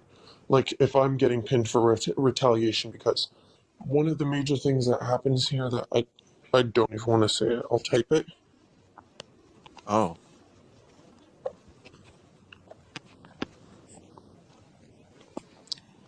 Basically, he's going to just say, no, it was you. You're basically getting manipulated if you keep continuing to be manipulated. When he makes us with each other, he makes y'all have sex with each other, you and your brothers? Holy shit. Yes. We asked you that earlier. You did? Yeah, and you said no. I didn't hear you ask that. I'm sorry.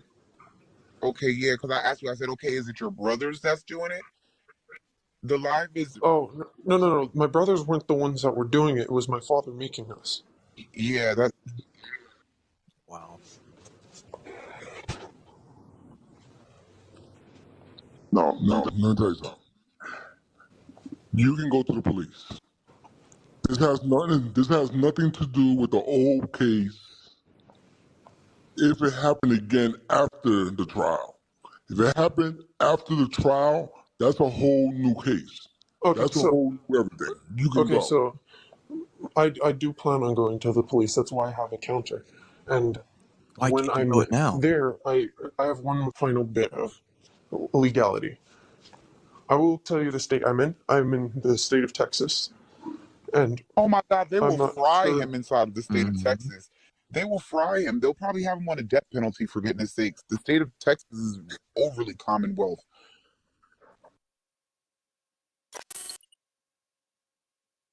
When the podcast ended, the host, Twya Paynes, reached out to authorities to notify them about the information she had just discovered. However, there was one issue. She didn't know the name or the location of the caller, but that was no issue for law enforcement because they were able to trace the call back to Haim's home address in Houston, Texas. When police arrived at the address, Haim was arrested and the caller, a then 17-year-old teen, was questioned by detectives as a witness. Initially, the boy stated that he didn't know what detectives were talking about, but when they revealed that they had listened to the podcast, he began to shake and held his head down. It was then he started to tell them his side of the story.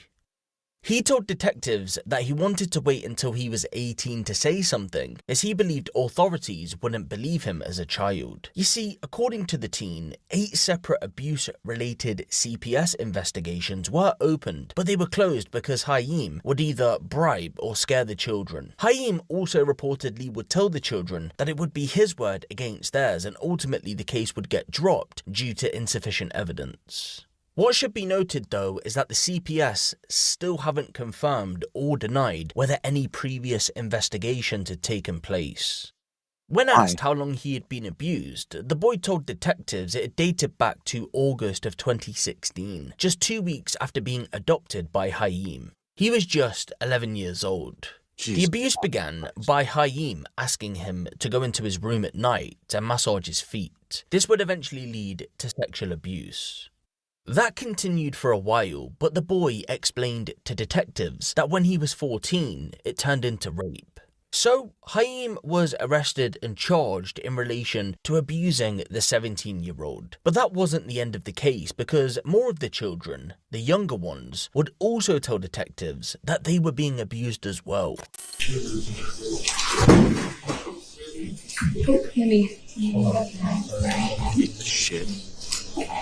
Colostomy bag and everything. Good morning, Your Honor. We had a chance to visit with Mr. Gordon. I wanted to warn We got stabbed in prison. is complaining of being ill this morning. Just wanted to let the court know. We're going to, of course, proceed, but I just wanted the court to know that he had mentioned of that. Okay. All right? Thank you. And Judge, I'd also like to invoke the rule so if at the conclusion of either is going to testify in this hearing and also based about in the courtroom while other people testify. Thank you. Let me know when you're I'm ready, Judge. In clause number 165064 in state of Texas versus Haim Cohen. President is Mr. Cohen and his attorney. President is Donna Oswald, representing the state of Texas. And I apologize, sir. Nicholas Toops. Nicholas Toops. So Toups.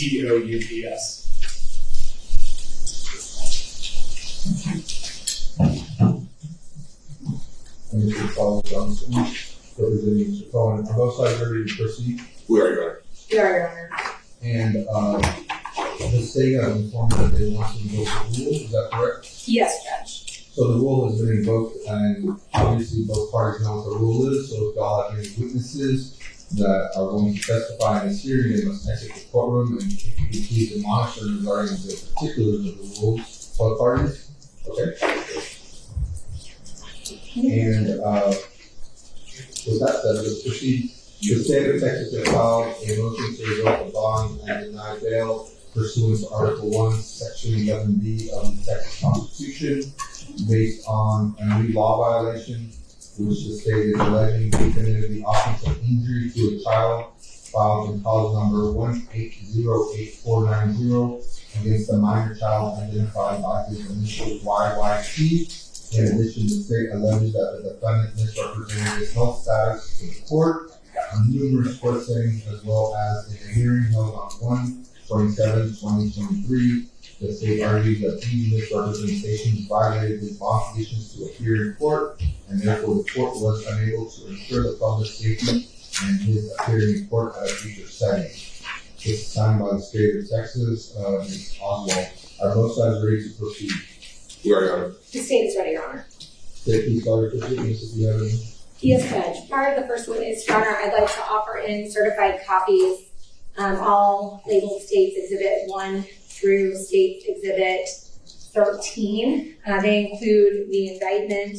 States Exhibit 1 is the indictment of the cause that we're moving forward on, which is 1650641. States Exhibit 2 is the bond conditions that were put in place on October 31st of 2019 by this court on cause number 1650641. And then States Exhibit 3 is the original motion to revoke the defendant's bond, which you granted, Judge, on December, I believe, the 4th of 2020. States Exhibit 4 through States Exhibit 13 are the complaints in the new 10 cases that have been filed. Your Honor, can you do it explicitly?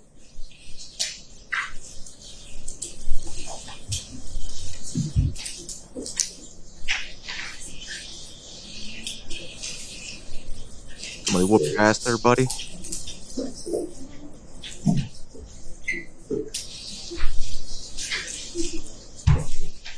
Right, Your Honor, we're going to object to States Exhibits 4 through 6, 8 through 12, as not relevant to this hearing. These offense dates are before the bond conditions were finalized and filed in this case. Object to States Exhibit 2, because that bond was revoked and therefore that's not relevant to this hearing. And you need 3?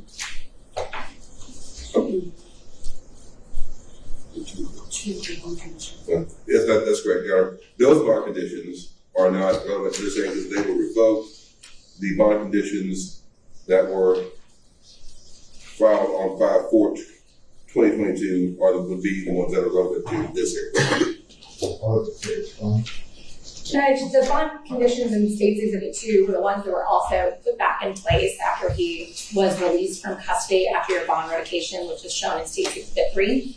And then all of the other cause numbers are just for the court's reference with regards to the cases being filed. All of the case in which we're proceeding on today was indicted when all of those offenses were charged in complaints. So that's why I'm offering all of these documents for the court's reference. Defense, your objection is overruled. The exhibits 1 through 13 will be admitted over objection. Judge, would you like me to you? Judge, just to address the issue of the one bond conditions to the next, the reason why the one bond conditions that we have in place from October 31st of 2019, you did revoke those in November of 2019. He was then placed into custody for a series of days in December of 2019. The reason why we did not put those conditions in place from November of 2019 until May of 2022 is because he never came to court throughout that time. And you know that because you were here. And his defense counsel approached and he was never present. And the reason why he was never present from about February 1st of 2020 up until February the 11th of this year was because he was reportedly on hospice. We then had a hearing on January 27th, 2023. But prior to that hearing, his defense counsel somehow got him to sign those bond conditions, never him being present.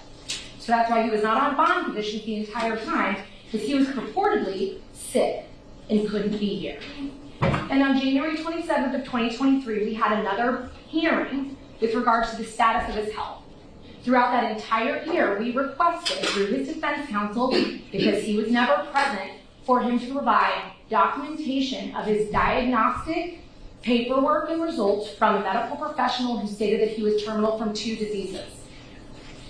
He never provided that. He still has not provided that. You shaking. And that was January 27th of 2023. When you and I were here in court on that hearing, and he appeared via Zoom, and I would like for the court to remember the fact that he appeared bedridden. He in fact coughed up, Yo, somebody kicked his face in.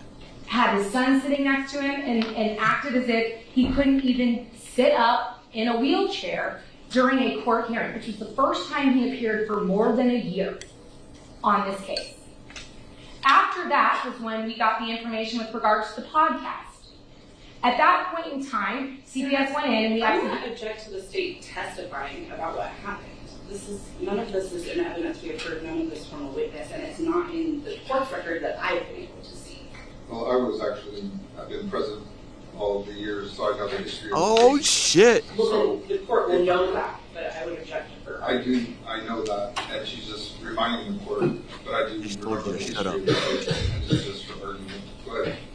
So we are here now on his second violation. Huh? Whatever bond conditions were put in place, he is very aware that he's not, and so is pretty much the entire community, they're not supposed to sexually abuse children or physically abuse them. And we have proof that on February the 8th, 2 days before he executed the search warrant, after he appeared in front of this court to not be able to even come to his feet or come to court, that he was up on his feet beating a child with a belt. And no Holy matter what shit. that officer stated, he helped sign those charges into place. And it's not whether his opinion or not, it's the court's opinion, whether or not we've reached the Why did preponderance they of still the have evidence kids? in that case for injury to a child. And I would argue to you after you watch that video that that is not normal discipline of a child. It's not. Hitting a child about the chest, hands, and feet area as they cower on a couch And it's scream recorded?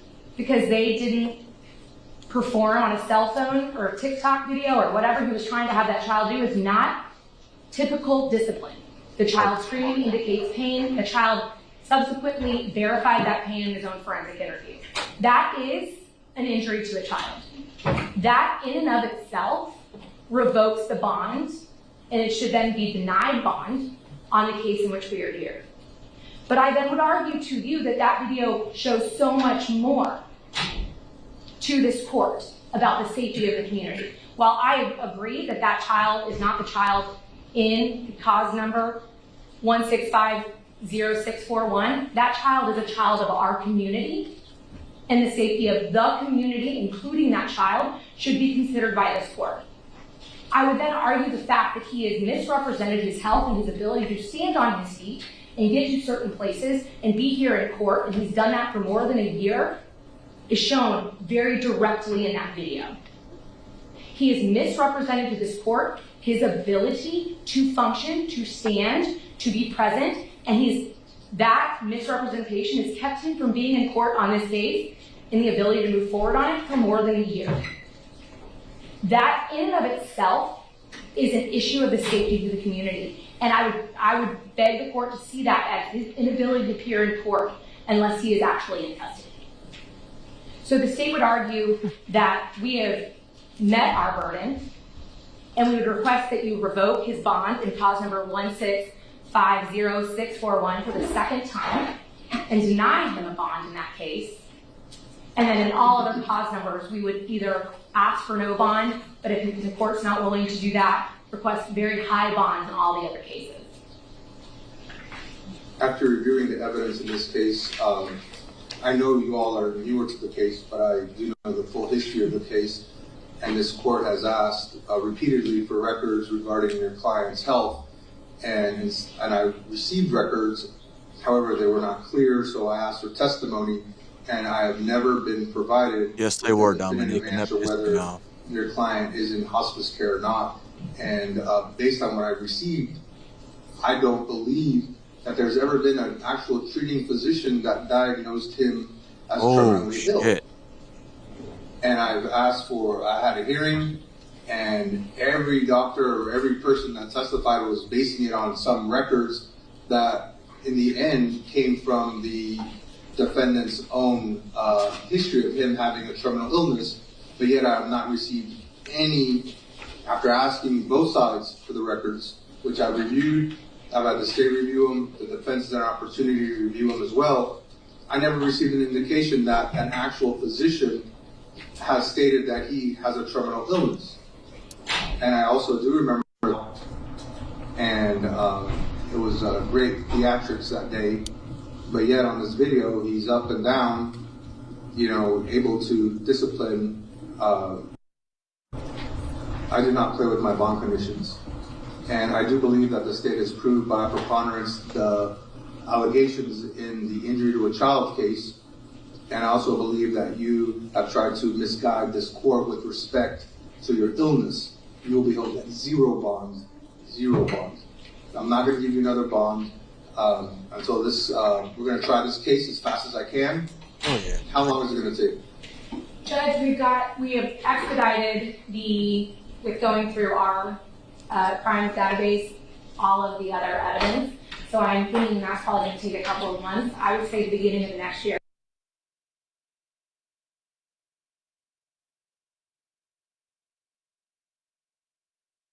Now, before you go thinking that's the end of the story, it isn't. You see, in 2018, Haim had applied to become a part of a program that would allow him to house foreign exchange students. For him to take part in this, he would have had to have been background checked, but the only issue was he lied about his background.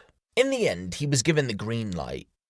Towards the end of 2018, a 16-year-old student from Spain was housed with the Cohens. He said the issue started within the first month of his arrival. It began when Haim started to make a big issue out of small problems. And when this happened, he told the boy he would need to make him happy. In other words, ladies and gentlemen, he sexually abused him. The abuse went on for roughly 8 months before the student approached teachers at his school to tell them what had been happening. The boy was removed from the home, and Haim was arrested and charged on 1 count of indecency with the child in the spring of 2019. The boy told police he didn't tell anyone to begin with because he didn't want to lose a year of his education and wanted to complete the exchange program, but in the end, he had to come forward. You do have to question why the children weren't removed from Haim's care. Right. After all the abuse continued after the 2019 charge. Yes, ladies and gentlemen, he was out on bail and continued to abuse his adopted sons. And that's pretty much where we are today, nearly 1 year on. This time around he's staying locked up though, until further court hearings. It isn't clear at this moment in time if the case will go to a trial, but I guess over this next year or so, the case will finally be wrapped up. That was released 7 months ago.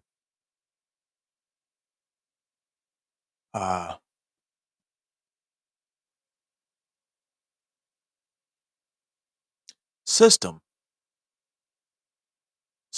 failed these kids. Both stories.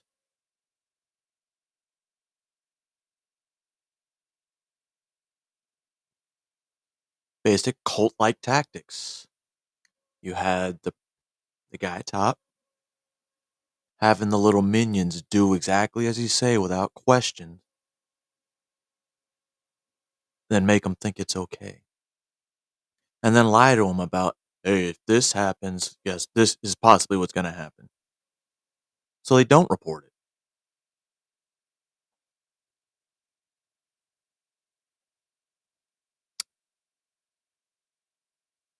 It's sad. The first guy only got 20 years. And this guy still hasn't been sentenced.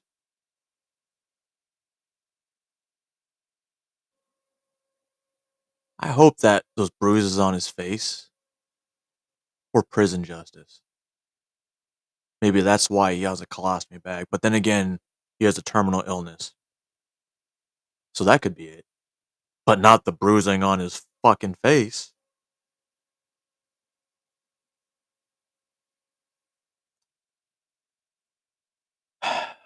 If public executions were a thing. Draw and quarter? Can we still do that? Yeah. Anyway, there's people going live, and I've had y'all's attention for long enough. So with that being said, ladies and gentlemen, boys and girls, I'm not telling you how to think. Just telling you to think. And these are everyday people. Hiding their backgrounds. For up to 30 plus years, guys. that should concern all of us.